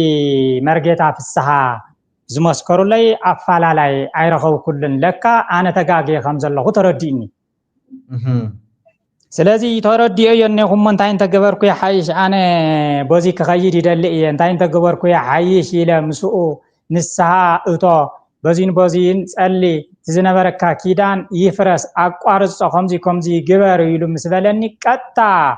كافتش تتحز كله أنا يقصر جزية جميل قصع شعوت أو في إذن برا تسوع هو قا أو في إذن برا منافستي قد تدقسه الله موصي قرصني بزح اشغيرن نيرو بدحريو واب بيتنصات وشت سلازغونه بزح اغرغر تفطيرو نادنغصه نامصه قرصني دحار كبل ابراويان انا غنا منم زفلطو ነገር يبلين ግን በታዘነበብኩዋ ሐዋርያ ጳውሎስ ይመስለኒ ናይ ዕብራውያን ጸሐፊ ብቻ አፍታ 13 ዲዩ እንታይ ትብለላ ምሰሸገረን ዝመንፈስ እንታይ ዝገብሮ ከቀትለኒ ብለሎም እንታይ ተገበርኩ ይሕሸኒ ኢሎም ንመርጌታ ፍሳምስ ነገርኩዎም ኪዳኑ ፈሪሱ ስለዘለ ምንም ማብልዕለይኩም ዘምጽኦ ነገር የለንና በዚ መንገድ እዚ ጸልዩ በኢየሱስ ስም በልዎም ስወልኒ ዳሐራ አነ እንታይ መጽያትለይ እቲ ሰላም ዝህብ አምላክ በደም ናይ ዘላለም ኪዳኑ ገይሩ ንጎይታና ኢየሱስ ካሞት ብምትንሳዕ ሕያዋይ ጓሳባጊዕ ዝገበሮ ፍቃዱ ፍጹም ብሰናይ ግብር ዘበለ ኩሉ ካ ይዕጥቁም ከምትንዑ ዝብል ይረክብሞ ቦዚ ብናይ ዘላለም ኪዳን ምሳኻ ናይ ግዝያው ኪዳን ይዝነበረኒ ብትዘላዓለማዊ ዝኾነ ኪዳን በደም ኢየሱስ ክርስቶስ ግን ናይ ዘላለም ኪዳን ገይረ የናትካ ኪዳን ፈሪስ ያአነናትካ ይኮንኩን ብዝብል በኃይል ምስላይ ምስ ጀመርኩ ብድሕሪ ድምጽ ይኹን ዝኾነ ይኹን ነገር ሰሚዐ አይፈልጥን ወጪኡ ብድሕሪኡ ግን በዋዕሉ በቀጥታ አይመጸንን አነውን በደንቢ ጠንኪረ እናጸለኹ ጦፊኡ እንተኾነ ገና ካብኡ ዘይንእሱ ሰባት ግን ናይ ቤተ ክርስቲያን ይኹን ቤተሰብ ይኹን ካሊ ይኹን በሙሉ አብልዕለይ ተሲኦምኒ ማለት እዩ ንገርም እሺ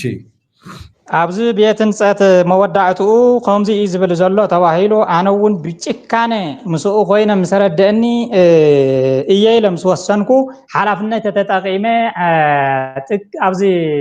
ከምቲ ዝበልኩ መስከረምን ጥቅምትን በአግባቡ ዝተረዳእሁወስ ኒ ሕማማቱን ቀጻሊ ሚያዝያ ማለት እዩ ስእላ ስእሊ ሞጺኡ አውኡ ስግደት ይገበር ምህለላይ ገበር ስርዓተ ህማማት በሙሉ አው ይከናወን ተተባሃለ አነ በታዘለትን ንእሽተይ ፍልጠትን ስልጣንን ተጠቂመ በፍጹም አብ ሰማይን ዝነበረው ቦናምበረው ዚ ንቅርጻ ቅርጺ አይን ሰግድኒ ለነት ህዝብ መስከልከልኩ ተኸሲሰ ንሱ ይነገርዎ ተባሂሉ ነት ዝነገረን መርጌታ ፍሳሐውን ካብ ቤት እንጸት አክሱም በኃይል ቀይሮም ንዓድዋ ወሲደሞ ቦዚ ተኸሲሰ ዝሁሉ አጋንንታውን ካሊን ስራሕና ስራሕዋ አይተኸሰስኩን ዕድል ግዳይ ኮይኑ ግን ቦዚ መስፈነ ተኸሲሰ ናብ ሃገረ ስብከት ቀሪበ አቤት እሺ ስለዚህ በቶም ናይ ቤት እንጸት ፖሊስ ተዓጂበ ብዙ ህዝብ በጉዳዩ ዝመጸለው ሃገረ ስብከት ቀሪቦም ታይኻ ተባሂለ አነ ኦርቶዶክስ ተዋህዶ እንደገና ምንም ዝፈልጦ ነገር የብለኝ ብምግቢ ተአቤት እንጸትዩ ታዘቀረበትኒ የዝበለ ካሊ ዝፈልጦ ነገር ዝተሐወስኩ በመስጊድ ይሁን ካሊም የለን አነ መጽሐፍ ቅዱስ ጥራሕየን ቢበዝ ገበርኩ ነገር የለን እንተወልኩን ምንታይ ንስእልን ምስልን ከይትሰጉድልካ خلكيልካ ዮም ኢሎምኒ ነዚኣ ድማ ኣብ ዘዳግም ምዕራፍ 4 ቁጽር 16 ረኺበያ እዚኣ ስለ ትብል ኢለዮም يمصع تباهيل تمصحفو تتنببه تخكل كوينه واو እሺ ዋ እስከ ካለ መጽሐፍ ከስከምጽኡ ካሊ ከቆም ኢብል ዲ ለካ ከሰስተይ በመለው መራይ ወን ጸኒሖም ስኪል ተባሂል ካሊ ተመጸውን ቆም ኮይኑ እሺ በድሕርዚ አርባዕቲ ኦም ዋላ ኳብ መጽሐፍ ቅዱሳው ንመልሶ መጽሐፍ ቅዱስ ሐቅ ኮይኑ ረቲዕዮም ነገር ግን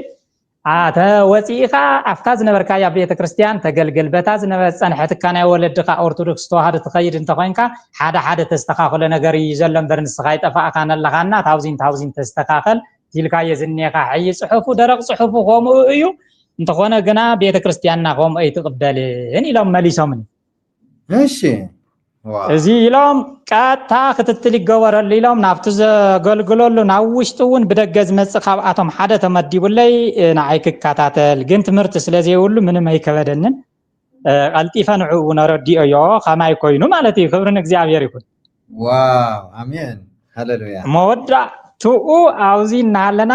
በጽሑፍ ሰባት ልኢኾም ናብ ገዛይ ናብ ቤተሰበይ ጠቅላላ ናብ ተዓድናው ኩሉ ዝነገር እዚ ተሰሚዑ ቀድመ መውጻአይ ሰብና ቀነሰ ዝጥይቀን ነበረ ሰብና ቀነሰ መስከደ አብዙ መንጎዚ ታይኻ ንስኻ ሰባት እክበለኻ ተጠንቀቕ ተባሂለ ነይረ ግን ኣጋ መውፅአይ ስለ ዝኾነ ኣነ ነቶም ዝሓዝክዎም ሰባት ኣብታ ቤት ህንፀት ውሽጢ ብፍሉይ ተረዲእዎም ኣፅኒዖም 28 ሰባት ምስቶም ላዕለወት መምሃራን ናይቲ ቤተ ክርስቲያን ውሽጢ ብፋይናንስ ኣጥፋፊቁም ተባሂሎም ተኣሰሩ ሰባት ነይሮም مساعتهم حاويسة مرجيتا في الساعة تغيرهم بقديتا ناو مسكدو أنا 28 سبات أكيبة أدراشهم تقبيله نماركوهم تلقوا بقصة تتقيمة ختتل تغيرني بوتسازتانا وشتتتحيزة مليسة قريبة مالتي ماشي زوم 28 سبات زي آتوم تايوم بكذا بيتنسى تشرش كو غير كايان تايا يلومنا أنا تشرش زبال من تاي مغانو إنجليزية بزح سلا زي فلت أي فولت تاي مالت تشرش اليوم مصحف قدس قنا مهيرو يوم بتخكل دما مصحف قدس كم هركو أنا من قبنا يكونني لتقارا غيره قصع شعوقنا أبتي حالافنة صنيحة وموداتو خاوو تردئة قوبيزة هذا حاون بدقنا مثلا مرجيتا زنبرة خمايو بدقة قندمو بدن بزتردقه بتيولوجي استمرقه ميموري نامس مصحف قدس تقرنيا نامس زتفالالي نجر حيزو بانانا حيز نامس أنا أودما من نامس يسأليلنا يمهرنا خمي كنقبر كم زلنا يدراج ونا نيرو إساياس قد يزبال حدا قالوا نيرو بزي أنكيرا خاو أنت وصاهو ناب جزاي كي تعطو ناب فتم ولدي كي تعطو دك أي تيترف بعلت جزاي تيترف بقى شعوتهم سولكو أنا وصي حديمة واحد إيشي نافتهم بيتك هنا تنافتي زقلقلو لزنوركو نايت ختمان داون أرقاو زبهالو ناوون انتقدكو نستاتمون سنح بقى متقاقوم خينين تاعي تواهي لعرقتي بوزي زلو لعلوت نايتي هاجر سبكت مهوران تباهيلهم طلعوا حتى توسوا كي يبالاشوا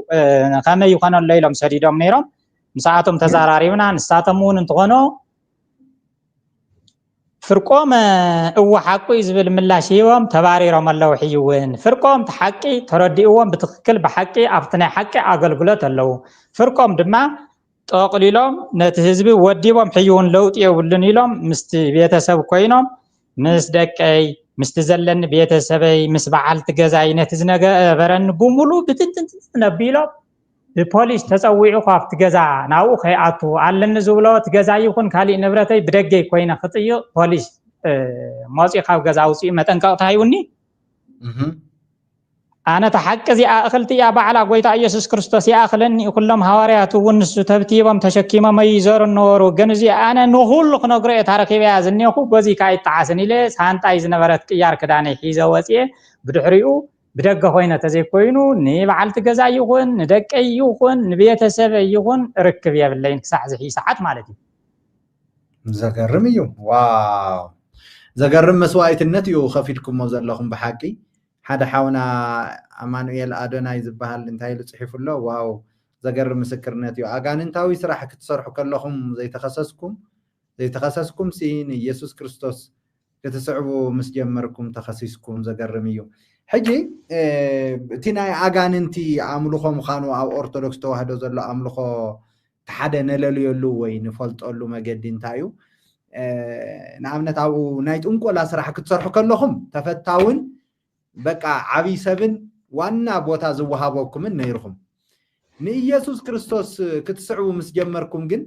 خسن منافقنات زبل سلمن يقبروا لكم نيرو حجي اب أرثوذكس توحدو يسوع كريستوس كم زي خبر يسوع كريستوس كم زي الله እግዚአብሔር كم زي الله ازي يتحاده ملكتي معناتي تحاده ملكتي بحقي تحاده عبي ملكتي نا بتعمي زقرم مسكرنتي بحقي زقرم صقايو قويتا هيوكم زلو بحقي اذا كله زك تحلفو قويتا راديوكم الله حجي زلوخم مخونياتات امنتايو ابزي قصالي كالاي كفال مسكرنت بزعباتي حاكم كم زنورخم مالتي ناي حكمنا نقدون ناي حكمنا نقد فقادون اوصيكم كم زنوركم ያው ብዙሓት ማስረጃታት ሰዲድኩም ላይ ያለኹም እሱ ብጭብጢ ኣብዚ መጽእ ሰሙን ኣብዚ ከተቅርቡ ከለኹም ክነርዩ ኢና ነቲ ህዝብና ወንቶም ማስረጃታት ገይርና እንደገና አፍተኻል አይከፋል ጽቦ ገርና ክንገልጾ ኢና ግን ሕጂ አምንታይ ኩነታት ይኹም ዘለኹም ከምቲ ሕጂ ዝነገርኩምና ብሓቂ ካብ ስድራ ቤትኩም ካብ ሰዲድኩም ይኹም ዘለኹም ሕጂ አምንታይ ኩነታት ይኹም ዘለኹም ህይወትኩም አምንታይ ኩነታት አሎ እቲ ስደት ከመይ እዩ ዘሎ እቲ ናይ አጋንንቲ ውርሻ ዝነበረኸ ሙሉእ ብሙሉእ ካባኹም ተወጊዱ ኣሎ ዶ ሕጂ ወይስ እንዳመፀ ስጋብ ሕጂ ይጻረረኩም እዩ እዚአን መልሱልና ሞ ሽዑ ናፍቲ ናይ መወዳእታ ክንኸይድ ኢና እሺ ክብርን እግዚአብሔር አምላኽና ይኹን አሜን አነ ቀጥታ ካብቤት ህንፀት ሸዓ ምስ ወፃእኹ ቀጢለ ነቲ ሰምዕዎ ዝነበሩ ተለዊጡ እዩ ከምዚ ኮይኑ እዩ ዝበሃል ወሬ መረጋገፂ አኪበ መጻሕፍተይ ዝኾነ ይኹን እንዲያውም ንቅድሚኡ ጥዑይ ዝመስለኒ ዝነበረ ግን ደሞ ዝተፈላለዩ አስማት ዘለዎ ናይ ጸሎት ኢለ ሒዘዮ ዝነበርኩ መጻሕፍቲ ከም በዓል ቱላዳን ከም በዓል ሰይፈ ስላሴ ዝመሳሰሉ ብዙሕ ጠልሰ መጋንንታዊ ዘለዎ ፈለሽዑ ተረድየ ብመጽሐፍ ቅዱስ ዓቂነ አኪበ ብሙሉኡ ኣብ ቅድመ በዓልቲ ገዛይ ኣብ ቅድሚ ቶም ጎራባብቲ ቤንዚን ነስኒሰ ነዳዲ ገይረ አቃጺለየ ሃሌሉያ ኢየሱስ ጎይታይ ዋው አሜን እዚ ብምግባር ቀጥታ ንዓኣቶም ንምስክር ኮይኑዎም ታይዳ ኮይኑ ዝሰብ ንምንታይ ዳ ተተባሃለ በፍጹም ዚ ናይ አጋንንቲ እዩ ምስ አጋንንቲ ክሰርሕ ከዓ በዝሕይ ኣይክእልን እየ ወሲነ እየ በዚ ኣይነብርን ኢለ ብዙሕ ኣብ ቀጻሊ ክምስክሮ እየ እምበር ካፍቶም ናብራይ ዝበተኑ ኣነ ብዘየለ ኩሉ እንዲያውም ከሲሱ ንሓዳረይ ብዙሕ ጉስቁልናን ምብትታንን ዘእተው ካፍቶም ዝተዋረሱ ፍርቆምና ካፍቶም መጋላግልተይ ዝነበሩ ላዕለወት መምሃራን ሓዊሱ በቲኖም ዝነበሩ መወዳእቱ ሕየብ ዘለኹዎ ግዜ ዘቃጸልኮ ቃጺለ ዘጥፋእኹ አጥፊኤ ሕጉስ ህይወት እየ ዘለኹ ዋላ እኳ ገዛይ ደቀይ ሓዳረይ ኩሉ መሳደድየ እንትኾነ ግን ጎይታ ቦይኑ ምሳይ ስለ ዝኾነ አሜን ሃሌሉያ ሕጉስ እየ ካሊእ ደሞ ልክዕ ብኡኡ መጠን ኣብ ቀጻሊ ክዝርዝረ እየ ምንም ኣይተንከፍክዎን እቲ ምስክርነት ህዝብና ተኣሲሩሉ ዘሎ ቀጻሊ እየ ክምስክሮ እምበር ታፍቶም ናብራይ ዝበተኑ ክልተ መርጌታ ባዕሎም ሕይ ካባይ ብላዕሊ ዘገልግሉ ዘለው ላዕለወት አገልገልቲ ሓቂ ዝተረድኦም እዮም ክሳዕ ቀጻሊ ንእግዚአብሔር አምላኽና እናመስገናሉ ክንቅን ምእንታን ኢለ እዚ ዘልዕሎ ዘለኹ ተመሊሶም እንዲያም መስኪሮም ላይ ኣምናዓ ንሱ ሓቂ እዩ ብዝብል ማለት እዩ ዋው ሃሌሉያ ካፍቶም ተዋሪሶም ዝነበሩ መዋርስተይ ሰለስተ ሰባት ከዓ አጋጣም ቶም ሓደ ኣይጸንሕንን ሞይቶም እዮም ቶም ሓደ ኣብዮም ስርሖም ኣፍሪሰሎም ጠቅላላ ስርሖም ተባላሽዩ ታብ ጥቅሚ ወፃእ ኮይኑ ትሒዝዎም ዝነበረ ዓይነ ስውር እዮም ነይሮም መርሃ እውር ዝበሃል መንፈስ ዝመርሖም ነይርዎም ካብ መቐለ ጀሚሩ ክሳዕ ሕሞራ በይኖም ኩሉ ሰብ ዝፈልጦም ዝንቀሳቀስ ሰብ ማለት እዩ ገርም ንሶሙን ኢድ ነይርዎም ኣብቲ ናብራ ንምብታን ካብ ክልተ ወገን ገንዘብ ተቀቢሎም መጽኦም ንዓይ ሰብተይ ሰምዖ ብቀጥታ ምንፍቅና ናብ ቤተሰብ ከየሰራጭ ኢሎም ገንዘብ ከፊሎም መጽኦም ንዓይ ክቀትሉ ኣነ ብዝኾነ ራእይ ካልእ ኮይነ ርእዮም ከይደ ኣብ ቅድሚ ሰራሕተኛይን በዓልቲ ገዛይን ወጋሕታን ኳሕኩሕ ኣትየ መስኪሮሎም ንሳ ኣተው መንግስተ ሰማያት ናባኹም ቀሪባላ ኢለዮም ምናልባት ክትዝክሮ በዓልቲ ገዛይ ክትሓስብ ታሰራሕተኛ ክትሓስብ ተኸባቢ ሽዑ ዝተኣከበ ሰብ ክሓስብ ኢለ እዚ ዘልዕሎ ዘለኹ ንሳ ኣተው ኢለዮም ታዕኻ ኮንካ ታዕኻ ትብለኒ ዘለኻሎም ሓድሽ ነገር እንታይ ተፈጢሩ ይወዲ ጎይታ መረይ ግደፍ እንዶ ኢሎም ለሚኖምኒ ኣነ ተስጨንቀን ኣለኻ ኢሎምኒ ኖ ንስኹም ክትቀትሉ ንመፂኹም ኣነ ከድሕነኩም እየ መፅየ ዘለኹ ናይ ምድሓን ቃል እየ ዝነግረኩም ዘለኹ በሉ ደኣ ኢለዮም እታ ቃል ሸዓ ዝበልኩዋ ለእመ ረብሃ ኩሎ ዓለም ወነብሶ ሃጉለ ምን ተረባሁ ለሰብኢ ዝብል ንስኹም ዓለም ብምሉ መዝሚዝኩምዎ ግን ነብስኹም ተዘይድሕና እንታይ ክኸውን ንስሓ እተው ኢለዮም ኣብዮም ምስ ኣበይ ግን ጸልየ ብዝግባእ ጸልየ ብስም ኢየሱስ ክርስቶስ ምሳኹም ዘሎ ንዓይ ክቐትል ዝመፀ ናይ ሞት መንፈስ ገሲፀዮ ኣጋጣምቶም ሰብኣይ ኣብ ቅድሚ ህዝቢ ብሽንት መልክዕ ደው ኢሎም እናተዛራረቡ ሸይኖም ወፂኡ ብድሕሪኡ ለሚኖም ወዲ ጎይታ ምህረይ በይዛኻ ምሕረት ግበረለይ ንሎማ ሓንቲ ኣውፃኣኒ ንገዛይ ክኸይድ ኣሳፍረኒ ኢሎምኒ በዓልቲ ገዛይ በቲ ወደይ ጌራ ኣውፅያ ኣፋንያቶም ጠቕሊሎም ሓሰሰስ እናበሉ ከይዶም ተወቂዑ ጠሊምዎም ከይዱት መንፈስ ማለት እዩ ብዙሓት ከምዚ ዝመሰሉ ሰባት ብትንትንትንትንትን ኢሎም ወፂኦም ኣብይዎም መወዳእትኡ ንሶም ንስሓ እንታይ ኣተው ሞይቶም እቲ ሓደ ግን ንሱ እውን ተፋታቲንኒ ኣብ ቀጻልኹ መስክሮ እየ ሕዩውን መጺኡ ብጎይታ ኣሎ ንሱ ካባይ ብላዕሊ ዝሳደድ ዘሎ ሰብኣይ ከዓ ንሱ ክብርን እግዚአብሔር ኣምላኽና ዋው አሜን ሃሌሉያ ይዘገርም ነገር ይባሐቅ ይዘገርም ምስክርነት መምህር ተወልደ ኣብዝ መጽ ሰሙን ኣብቲ ካልኣይ ክፋል እዚ ናትኩም ምስክርነት ክሳዕ ሳልሳይ ክፋል ዘብቅ ኣይኮነን ልዕልዩ ክሳዕ 5 6 7 እንዳበልና ንኾደ እዩ ብሓቂ ምኽንያቱ ንህዝብና ዝፍውስን ሓራ ዘውፅእን ብዙሕ ዓይነት ምስክርነት እዩ ኣብ ልዕልዩኹም ዘሎ ኣባኹም ዘሎ ስለዚ ክብርን ኣምላኽ ይኹን እግዚአብሔር ሕጂ ግዜ ኣምጽኢልና ኣሎ ምኽንያቱ ንነዊሕ ዓመታት ብሓቂ ብጸሎትን ብንብዓትን ዝዘርኣናዮ ዘርኢ ሕጂ ጎይታ ይዕጽደና ኣሎ ብሓቂ ምኽንያቱ ናይቲ ዝዘርኣናዮ ዘርኢ ፍረ ኢኹም ንስኹም ብሓቂ ብዙሕ ግዜ ኢና ዘርኢና ኣብ ኦርቶዶክስ ተዋህዶ 7-8 ዓመታት ልዕልዩ ኢና ዘርኢና ጎይታ ግን ብሓቂ ትዘርእና ብከንቱ ክኸውን ኣይገበረን ብሓቂ ይኸው ፍረ ይህበና ኣሎ እግዚአብሔር ይመስገን ብምድሓን ቲቪ እግዚአብሔር ዘገርም ፍረ ይገብር ኣሎ ጎይታ ብሓቂ ዘገርም ፍረ የርእየና ኣሎ ምኽንያቱ ንስኻትኩም ናብ ጎይታ መምጻእ ማለት መምህር ተወልደ እቲ ህዝቢ ይርድኦ እዩ በቃ እዚ ኣብ ትሕቲኹም ዝነበረ ህዝቢ ተገልግልዎ ዝነበርኩም ህዝቢ ቁኑዕ ብዘይኮነ መገዲ ብኣጋንንታዊ መገዲ ተገልግልዎ ዝነበርኩም ህዝቢ ናብ ጎይታ መጽኢኹም ንስሓ ኣትይኹም እዚ ባዕሉ እዚ ሎሚ ዝመስከርኩሞ ባዕሉ ብሓቂ ንኻልኦት መርኣያ ዝኸውን ዓብዪ ንስሓ እዩ እዚ ንስሓ ማለት ተሓጢኣትካ ምእማን እያ ካልእ ማልእ የብላን ካልእ ማልእ ዋላ ሓደ የብሉን ንስሓ ማለት ኣብ ቅድሚ ቀሺ ከይድኻ ምንዛዝ ኣይኮነን ንስሓ ማለት በቃ ሓጢኣትካ ምእማን እያ በቃ ሕጂ ተኣሚንኩም ኣብ ቅድሚ ኣምላኽን ኣብ ቅድሚ ሰብን ስለ ዝመስከርኩምዎ ብሓቂ ንስኹም ብፁዕ ኢኹም ብሓቂ እግዚአብሔር ዝፈትወኩም እግዚአብሔር ዝባረኸኩም ንወለዶ በረኸት ክገብረኩም ዘውፅአኩም ሰብ ኢኹም ስለዚ ብኣኹም ገይሩ ከዓ ጎይታ ብዙሕ ስራሕ ክሰርሕ እዩ ገና ብሓቂ እግዚአብሔር ይመስገን ኣብ ምድሓን ቴሌቪዥን ካብ ኣቦና ቀሺ ሃይለ ስላሴ ጀሚርካ ኣቦና ቀሺ ሃይለ ስላሴ ልዕሊ 14 ኣድባራት ዝመርሑ ዝነበሩ ጎይታ ኣሕሊፍ ይህቡና መርጌታ እንባቆም ከምኡ ብዙሕ ሓላፍነት ዝነበሮም ካብ ብዙሕ ህይወት ጎይታ ዘውፅኦም ብሓቂ ካብ ሓዳረይ ጎይታ ይበልፀኒ ኢሎም ዝወፁ በዓል መርጌታ እንባቆም ጎይታ ህይቡና በዓል መርጌታ ጡመልሳን እውን ከምኡ ጎይታ ህይቡና ሕጂ ከዓ ንስኹም ራብዓይ ህይቡና ኣሎ ጎይታ ብሓቂ እግዚአብሔር ይመስገን ብዙሕ ስራሕ ክንሰርሕ ኢና ሕጂ ናይ ስራሕ ግዜ እዩ ናይ ዓፂድ ግዜ እዩ ህዝብና ከዓ ካብዚ ተዋሒጡሉ ዘሎ ናይ ጥንቆላ ሲስተም ናይ ደፍተራታት ሲስተም ካብ ድቕድቕ ጸልማት ናብ ዘደንቕ ብርሃን ዝወፅሉ ግዜ እዩ እግዚአብሔር ይመስገን ጎይታ ይዓይሎ በኣና ሓሊፉ ይገብር ኣሎ ቤተክርስቲያን ነዚኣ ተጸዊዓ ቤተክርስቲያን ናይ ሰንበት ኣምልኾ ጥራይ ኣይኮነትን ተጸዊዓ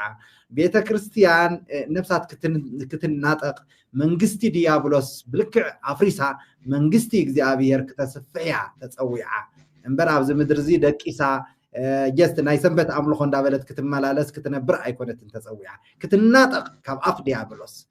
ኣፍ ዲያብሎስ ነፍሳት ክትናጠቕ እያ ተጸዊዓ ስለዚ እዚ ኣብ ምድሓን ቲቪ እግዚአብሔር ብርዮ ብጉህዶ ይሰርሖ ስለ ዘሎ ብሓቂ ክብሪ ንዕኡ ይኹን ክብሪ ኩሉ ንሱ ጠቕሊሉ ይወዶ ብሓቂ እቲ ጎይታ ዝገብሮ ዘሎ ማለት እዩ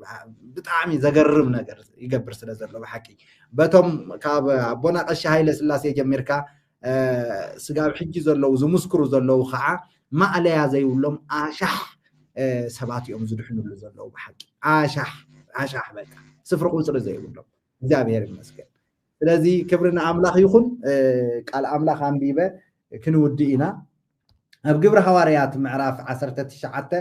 ፍቕዲ 18-19 ዘሎ ከንብብ እየ ከምዚ ይብል ብስም ጎይታና ኢየሱስ ከንብቦ እየ ከምዚ ይብል ኣሎ ካብቶም ዝኣመኑ ከዓ ብዙሓት ነቲ ዝገበርዎ እናተኣመኑን እናነገሩን መፁ ዘገርም እዩ ካብቶም ዝኣመኑ ከዓ ካብቶም ዝኣመኑ ማለት ካብቶም ብክርስቶስ ዝኣመኑ ማለት ከምዚ ከማኹም ከምዚ ሎሚ ገይርኹምሞ ዘለኹም ማለት ካብቶም ዝኣመኑ ከዓ ይሉ ብዙሓት ነቲ ዝገበርዎ እናተኣመኑን ነቲ ዝገበርካዮ ትእመን ኣለኻ ማለት ትንሳሕ ኢኻ ዘለኻ በቃ 100% ተነሲሕኻ ወዲእኻ ኣለኻ ودي خلقها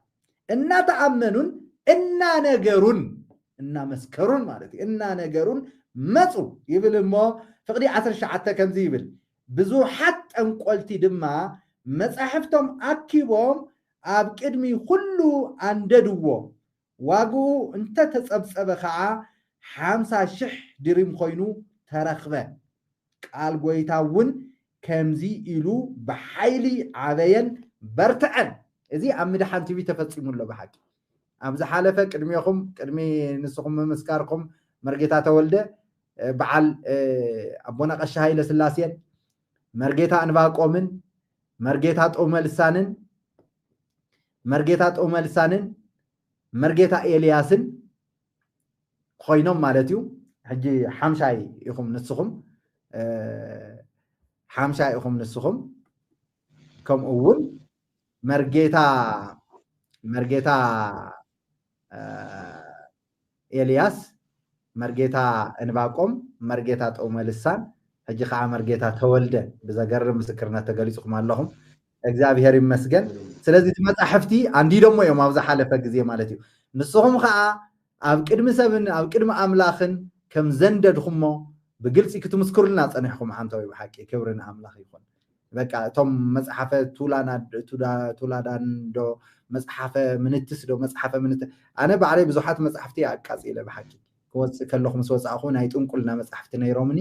አንዲደ እዮም ቶም መጽሐፍቲ ማለት አንዲደ እዮም ስነ ስርዓት አንዲደ እዮም ስለዚህ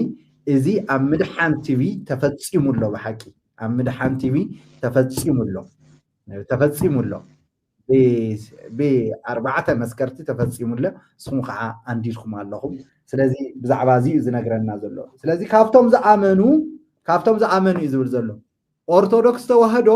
ስለዘይ ኣመነት ያ መጽሐፍቲ ጥንቁልና ዘይተንድድ እቶም ዝኣመኑ መጽሐፍቲ ጥንቁልናኦም የንድዱ እዮም ዘይኣመነ መጽሐፍቲ ጥንቁልናው ኣየንድድን ነዚና ኦርቶዶክስ ተዋህዶ ገና ኣይ ኣመነትን ምክንያቱም ምስ ጥንቁልና ምስ ጣዖታታ እስቲል ኣላ ንብለሉ ምክንያት ብጭብጢ እዩ ዘረባ ኣይኮነን ብጭብጢ እዩ ዝርአ ዘሎ ነገር እዩ ማለት ስለዚህ እቶም ኣመንቲ ኦርቶዶክስ ዝኾንኩም ንዑ ናብ ጎይታና መድሓኒና ኢየሱስ ክርስቶስ ንዑ ድሓኑ እቲ ጣዖትኩም ኣራጊፍኩም እቲ ጣዖታትኩም ኣቃጺልኩም አንዲድኩም ጥንቆላኩም አንዲድኩም ንዑ ከም መርጌታ ማለት እቶም ዘይድሓንኩም መርጌታታት እውን ንዑ ነዚ ትሰምዑ ሓላፋይ ኩሉ ነገር ብሓቂ ያው መርጌታ ተወልደ መምህር ተወልደ ኩሉ ነገር ገዲፎም በቃ ጎይታ ረዲእዎም እቲ ኣብኡ ዝረኽብዎ ረብሓ እቲ ኣብኡ ዝረኽብዎ ክብሪ እቲ ኣብኡ ዝረኽብዎ ጥቕሚ ገዲፎም ከም ሙሴ ብድራቱ ትኩር ብሎ ስለተመለከተ ከም ዝብሎ ቃል ኣምላኽ ብድራቶም መወዳእቱ ፍጻሜኡ ሓዊ ስለዝኾነ ፍጻሜ ብሓዊ ምቅጻል ስለዝኾነ ይትረፈኒ ኢሎም ሕጂ ምስ ህዝቢ ኣምላኽ ስደት መሪጾም መጽኦም ኣለዉ ማለት ስደትን መከራን ማለት ስደትን መከራን ኣሎ ሕጂ ስደትን መከራን እንዳተቀበሉ እዮም ዝርከቡ ማለት መርጌታ ተወልደ ስለዚህ እግዚአብሔር ይመስገን በዚ ባሂበልኩም በሐቂ መምህር ተወልደ በዚ ደስ ይበልኩም በሐቂ እግዚአብሔር አምላክ ንናይ ዘለዓለም ህይወትን ንናይ ዘለዓለም ክብርን ሓሪኩም ስለዘሎ በሐቂ ኣኽሊል ህይወት ተነቢሩልኩም ስለዘሎ በሐቂ በዚ ባሂበልኩም በቃ እቲ ተሓልፍዎ ዘለኹም መከራውን ጎይታ ምሳኹም ስለዝኾነ በቃ ሰዓሪ እንዳኾንኩም ልዕሊት መከራ ልዕሊት ማዕበል ክትኸዱ ሓይል ክበኩም ጎይታ ጸጋ ክበኩም ጸጋ ክዕጥቆኩም እዩ ስለዚህ በርትዑ ኢና ንብል ናይ መወዳእታ ትዛረብዎ ነገር እንድሕር ኣሎ ንገሩና ኢኹም ቅዱሳን እቶም ተዓዘብትና እዚ ቪድዮ እዚ ንኩሉ ኣማኒ ኦርቶዶክስ ንኩሎም ነቶም ዋላ እቶም ቅዱሳን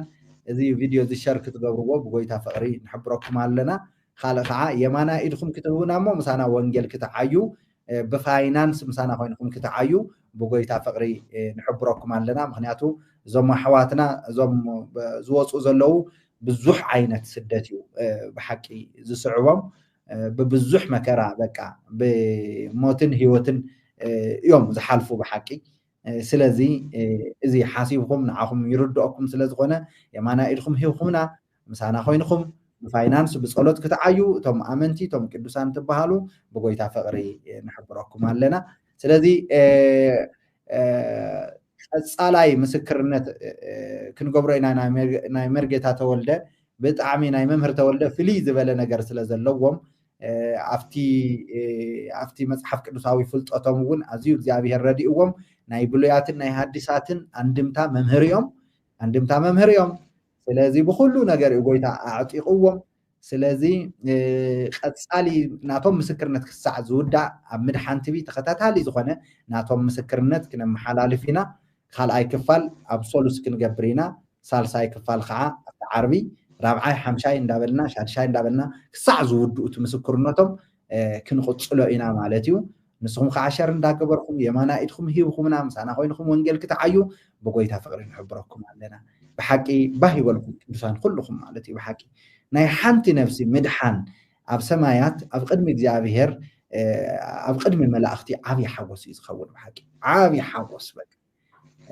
መምህር ተወልደ ከዓ በይኖም ኣይኮኑን ዝወፁ ዘለው ክንደይ ኣሻሕ ኣለው ኣብ ድሕሪኦም ክንደይ ኣሻሕ ሒዞም እዮም ዝወፁ ዘለው ዝመፁ ዘለው ስለዚ በዚ ባህ ይበልኩም እግዚአብሔር ይመስገን ናይ መወዳእታ ክብሎ ዘለኒ መልእኽቲ ኣለኒ ትብልዎ ነገር እንድሕር ኣሎ ናይ መወዳእታ ነቶም ተዓዘብትና ገለ መልእኽቲ ክትሕልፉ እንድሕር ደሊኹም ንዓኹም ንመንፈስ ቅዱስን ንዓኹምን መምህር ተወልደ እሺ ጸጋብ ዝሓልኩም መምህር ጳውሎስ ቀኒየለይ ዝብሎ ነገር እንድሕር ደኣ ሃልዩ ሓደኒ ተመልከትና ብሙሉኦ ስለተዘዕቤት ቤተ ክርስቲያን ጉድለታ ኣሬ ክኸሳ ክንቋሽሻ ኢለ ዘይኮነስ ተውሽጣ ተሲጎ ኣትዩ ዘሎ ስሕተት ትምህርቲ ኣጋንንታዊ ኣሰራራሕ ብሙሉኡ ክንገልጾ በኣና ከብቅዕ ከምትናትና ከዓ ተውኡ ሒዞሞ ዘለው ዘይጠቕሞም ዘበለ ከወግድዎ ብድሕሪኡ ከዓ ናብቲ ንዓቶም ከድሕን ዝሞተ ክርስቶስ መድሃኒ ዓለም ክሞፅ እምበር ንግለሰባት ስለ ዝጸላእኹ ወይ ነታ ኦርቶዶክሳዊት ሐዋርያዊት ዝነበረት ቤተ ክርስቲያን ክወቅስ ኢለ ይኮነን በዚ ክርድኦ ለይ ይግባእ እቲ ካልኣይ ዘመሓላለፎ ድማ ብዛዕባ ዘልዒሎ እየ ዘለኹ ናይ ሎማዓንቲ ኣርእስቲ እዩ ብኸመይ ከም ዝመጻእኹን ኣብ ምንታይ ከም ዝነበርኩን እምበር ህዝብና ይኹን ካብ ላዕሊ እቶም ኣጋንንታዊ ኣስማተኛታት ከም ዝኸማይ ዝነበሩና ክሳዕ ታሕተወት ዘለው ምእመናን ተሳራጭዩ ዘሎ ብኸመይ ተሳራጭዩ ከም ዘሎ ካብኡ ብኸመይ ክወፁ ከም ዘለዎም መጽሓፍ ቅዱሳዊ መረዳእታ ኣቕሪበ ዝርዝር ክበሉ እየ ዝተፈላለየ ተታሒዙሉ ዘሎ እቲ ደጋሚ ተይተረድኦ መድገሚ ከድግም ዝመፀ ተይተረድኦ ክሳዕ ናይ ጸሎታት ተባሂሉ ተታሒዞም ኣብ ሕድ ገዛና ኣቕሚጥናዮም ዘለና መጻሕፍቲ ኣስማት ናይ ኣጋንንቲ ስለ ዘለዎም መረዳእታ ካቀርብ እየ ንሎማዓንቲ ግን በዚ ክሕዝለይ ሰማዕትና እየ ብትሕትና ዝሓትት ማለት ዋው እግዚአብሔር ይመስገን ክብሪ ንኣምላኽ ኣይነው ብዙሕ ስራሕ ክንሰርሕ ኢና ብሓቂ እግዚአብሔር ይመስገን ስለ መምህር ተወልደ ንጎይታ ኢየሱስ ነመስግኖ ብሓቂ ጎይታ ኢየሱስ በኣኹም ከቢሩ ስለ ዘሎ ብሓቂ ጎይታ ኢየሱስ በኣኹም ገኒኑ ስለ ዘሎ ንጎይታ ነመስግኖ እዚ ክገብር ጎይታ ፈቃዱ ስለ ዝኾነ ስለ ዝፈቀደ ምክንያቱ ኩሉ ብኡ እዩ ብዘይ ንሱ ዝኾነ ነገር ዋላ ሓደ የለን ኩሉ እሱ ክፈቅድ ከሎ እዩ ዝኸውን እሞ ጎይታ ክብሩ ክትገልጹ ስለ ዝፈቀደልኩም ብሓቂ ክብርን ምስጋናን ንዕኡ ይኹን ባርኔ መወዳእታ ጸሎት ክንገብር ኢና ቅድሚና መወዳእታ ጸሎት ምግባርና ወረብ ትብልዎ ወረብ ገለ ኣሎ ዶ ምናልባት ኣለኒ ኣብ ቀጻሊ ብደንብ ገይረ ክትርጉሞ እየ ሕይ ግን ስኺለ በት ወረብ ጥራሕ ኢለ ክኸይድ ስለ ክልተ ነገር ዝሓዘ ስለ ዝኾነ ብወረብ ገይረ ሓደ ጥቕሲ ዘርዚረ ክዓጽ እየ ይቐኒየለይ ጽቡቕ እሺ ሰራዊተ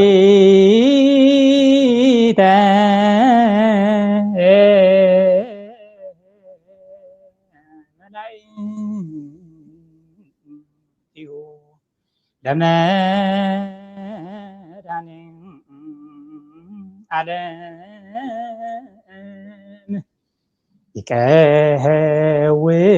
ይቀህውሙ ቅድሜሁ ለመድኃኔ ዓለም ሰራዊተ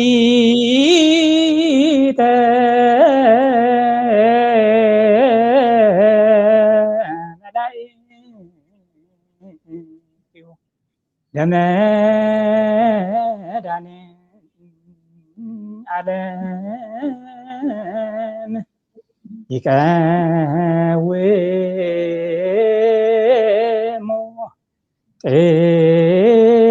ቅድሜሁ ለመድኃኔ ዓለም በአሚነ ዚአሁ ሰማዕታ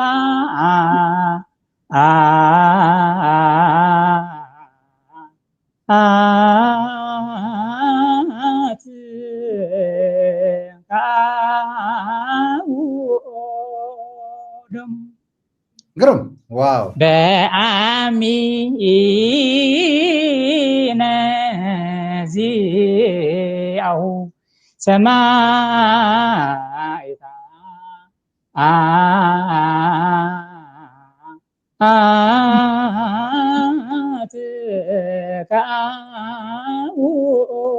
ደሙ እዚ ሰራዊት መላእክቲው ለመድኃኔ ዓለም ዝብል ናይ ጎይታና መድኃኒና ኢየሱስ ክርስቶስ መድኃኔ ዓለም ሰራዊት ዝብል ዘሎ ይቀውሙ ቅድሚሁ ኣብ ቅድሚኡ ይቆሙ እዮም በአሚነ ዚአሁ ሰማዕታት ከአው ደሞም ዝብል ዘሎ ድማ ንዕኡ ብምእማን ሰማዕታት ደሞም ኣብሲሶም እዮም ንዕኡ ብምእማን ንዕኡ ብምስባኽ ንዕኡ ብምግልጋል ሰማዕታት ደሞም ኣብሲሶም እዮም ክብል ተሎ ደሞም ዘፍሰስሉ ንባዕሎም ይኹኑን ህዝቦም ከድሕኑ ኣይኮነን ሓደ ሰማዕት ወይ ጻድቕ ረግጽ በታ ዝረኸባ እምነቱ ከምታ ኣነ ንሕዋተይ ንሳደዳ ዘለና ክሳዕ ሞት እውን እንትኾነ መከራ ክንቅበል ወሲና ዘለና ወሲኖም ደሞም ንክርስቶስ ክስዕቡ ንወንጌል ኢሎም ንወንጌል ንክርስቶስ ኢሎም ከም ዝሞቱ ደሞም ከም ዘፍሰሱ ዝገልጽ እምበር ጋጣም ኮይኑ ሰማዕቲ ተባሂሉ በትንሱ ዘፍሰሰ ደም ንባዕሉ እውን ክድሕነ ይኽእልን ንህዝቡም ከድሕን ኣይኽእልንና እዚ ንብል ዘለና ዝኩሉ ህዝብና ካብቲ ኣትይዎ ዘሎ ነፃ ክወፅእ ቃል ኣምላኽ ሓደ ጥቕስ እንታይ ይብል እዩ ኣብ ካልኣይ ቆሮንቶስ ምዕራፍ 5 ኩሉ ሰብ ከሳላስሎ ዝግባእ ሓደ ቤዛ ሁሉ ከም ዝሞተ ኩላቶም ከዓ ተኻፈልቲ ሞቱ ከም ዝኾኑ ስለዝተረድአና ፍቅሪ ክርስቶስ ግዲ ይብለና እዩ እሞ እቶም ብህይወት ዘለው ምእንቲ ኣቶም ዝሞተ እምበር ምእንተ ርእሶም ከይነብሩ ንሱ ስለ ኩላቶም ሞተ እያ ትብል እታ ጥቕሲ እቶም ብህይወት ዝነብሩ ዘለው ሰባት ምእንተ እቲ ዝሞተሎም ክርስቶስ እምበር ምእንተ ርእሳቶም ከይነብሩ ንሱ ቤዛ ኩላቶም ሞተ ስለዚ ፍቅሪ ክርስቶስ ግዲ ስለ ዝበለና ኢና ንዛረብ ዘለና እቲ ህዝብና እውን ግዲ ይብለና እዩ ክርስቶስ ዝሞተሉ ህዝቢ ምሰጋንንት እንዳተጨማለቐ እንተ ነይሩ እታ ቤተ ክርስቲያን ክርስቶስ ዝሞተላ መሰረታን ርእሳን ክርስቶስ ዝኾነ ተመሊሳ ንወንጌል ተሳድድ እንተኮይና ብወንጌል ንዝመላለሱ ሰባት እንድሕር ተሳድድ ኮይና መወዳእቱ እንታይ ከም ዝኸውን ክንዛረብ ስለ ዝደለና እዩ የቀኒየለይ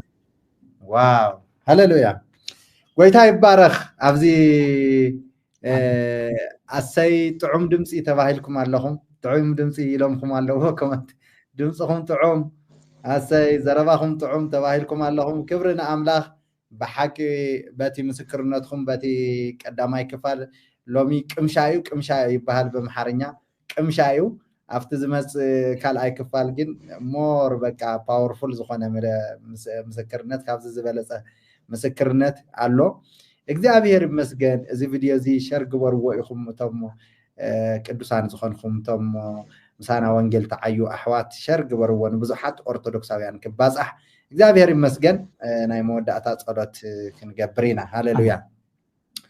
ኣቦና እግዚአብሔር ነመስግነካ ኣለና ጎይታ ተባረኽ ዝዓወት እዚ ስለ ዝሃብካና ዝዓወት እዚ ካባኻ ስለ ዝኾነ ጎይታ ብሓቂ ንመምህር ተወልደ ስለ ዝረዳእኻዮም እቲ ኩሉ እዚ ጥሒሶም ክመፁ ጎይታ እቲ ናይ ኣጋንንቲ ኪዳን ኣፍሪሶም ንክመፁ ብሓቂ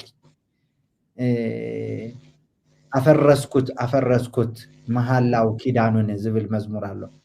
ኪዳኑ እቲ መሃላው ኣፍሪሶም ንክመፁ ጎይታ ስለ ዝረዳእኻዮም ትብዓት ስለ ዝሃብካዮም እዚ ካባኻ ስለ ዝኾነሎም ነመስግነካ ኣለና ኣቦና እግዚአብሔር እዞም መምህር ተወልደ ንብዙሓት ክኾኑ ንብዙሓት ክበፅሑ ከዓ ጎይታ በዚ መገዲ እዚ ስለ ዘምፃእኻዮም ጎይታ ናባኻ ስለ ዘምፃእኻዮም ከም ጳውሎስ ኣባኻ ምስ መፁ ከዓ እንደገና ንብዙሓት ሰባት ናይ ምድሓን መገዲ ስለ ትገብሮም ብርሃን ስለ ትገብሮም ነመስግነካ ኣለና ኩሉ ንክብርኻ ይኹን ካባኻ ኩሉ ስለ ዝኾነልና ክብሪ ኩሉ ተጠቕሊሉ ንዓኻ ይኹን ብስም ጎይታና መድሓኒና ኢየሱስ ክርስቶስ ኣሜን እግዚአብሔር ተመስገነ ብጣዕሚ ተሓጒሰ ብሓቂ ብጣዕሚ ፓወርፉል ዝኾነ ናይ ምስክርነት ግዜ ነይሩና ብሓቂ ብጣዕሚ ብምስክርነትኩም ብጣዕሚ ተባሪኸ ኣነ እዞም ኣሕዋተይ ተዓዘብትና ከዓ ተባሪኾም ከም ዝኾኑ ርግፀኛ እየ ብሓቂ ኣምላኽ ይባርክኩም ኣብ ዝመፅእ ካልኣይ ክፋል እንደገና ክንመፅእ ኢና እዚ ቪድዮ እዚ ከዓ ንብዙሓት ንምድሓኖም ክኸውን እዩ ብሓቂ ንብዙሓት ካብ ድቕድቕ ፀልማት ናብ ዘደንቕ ብርሃን ንምውፅኦም መገዲ ክኸውን እዩ ጎይታ ይባርክኩም ተባረኹ በዚ ወዲእና ኣለና እቶም ኣገልግሎትና ክትሕጉዝና ትደልዩ ኣሕዋተይ እቶም ምሳና ኮይንኩም ወንጌል ክትዓዩ ትደልዩ የማና ኢድኩም ክትህቡና ትደልዩ ብፋይናንስ እውን ክትሕጉዝና ትደልዩ ኣብዚ ዋትስኣፕ ቁፅርና ኣሎ በዚ ዋትስኣፕ ቁፅሪ ፅሓፉልና ኢኹም እግዚአብሔር ኣምላኽ ይባርክኩም ተባረኹ يغنيلا مرجتا ممهر تولده تبارخو يغنيلا أنا وين كبرين إغزيابير يكون بناوزي ميديا حسر بزبالة مالكتاي كحلف سلازي سواعكو منن سلا زقلقلكو منن كبرين إغزيابير يكون آمين واو thank you شي تبارخو لنا thank you متعلقو تنقالات تنبيت إز متحف إز زحلقا بصو إيو رأي يوحنس معرف إسران كلتن فقدي شوعته مدحان تلفزيون نممصا غويتانا إيسوس كريستوس بزملكت أب رأي يوحنس زتكوره ناي سلسته أوارح مدب سلطانا نمهابن نمدلاون نمصات غويتانا مدحانينا إيسوس كريستوس اتنافقون نأمنت وانجيل كلكم مدباتا عداليا تركب قلطيفه يمصالخو اتغزي دما قريبو الله كم زبل قال أملاخنا بيت كريستيان كاب عميق دقاسا تبرابيرا أبز جزء زين قويتانا خص بس لزلوا نتبقويتا استوهبنا من أختي نبقى أمنتي بتأمن النت كان بصحوك قريتنا علنا نسخاتكم أون كم تنحموش تدناقل لبامات نمرعاوي كتصبيو دلوات نقحة كتكونو نزد تمرتي تغتاتلو قداماي بزعبا نتقات قال أي بزعبا 7 سباين شو عتا عمت مكران سالساي بزعبا نايت فقات رخصت رابعاي بزعبا اتنشو عتا محتمات حامشاي بزعبا 244 شح زت حتمو شادشاي بزعبا اتنشو عتا ملخت شاوعاي بزعبا اتنشو عتا قطع عملاخ شامناي بزعبا اتاب لألي أراويت عباي بابيلون تقميت أزلا سبيتي تاشعاي بزعبا نايشح عمت منغستي عسراي بزعبا فردي تعدا زفان مبل 11 بزعبا حداس يروشاليم مبل 10 بزعبا هيوت بزعبا رأي يوحنس ناي غويتانا يسوس كريستوس مصاتن لسلسته ورحي سلطانا كتوسدو تدليو بزي السعب قطر واتساب كتمزقبو كم اتخلو بأخبروت نقلت بلاس 27 سوسان حدن 84 86 28 4 دما اتغزي قربا ايومو نقال تنبيت از مصحف زي اي تحتمو رأي يوحنس معرف إسران كلتن فقد عسرته اتي نزي نغر زي زمسكر او قلطيفه مصالخو يبل الله امين غويتانا يسوس نعا رأي يوحنس معرف إسران كلتن فقد إسرا غويتانا يسوس اب قربا اوان يمصالو مدحان تلفزيون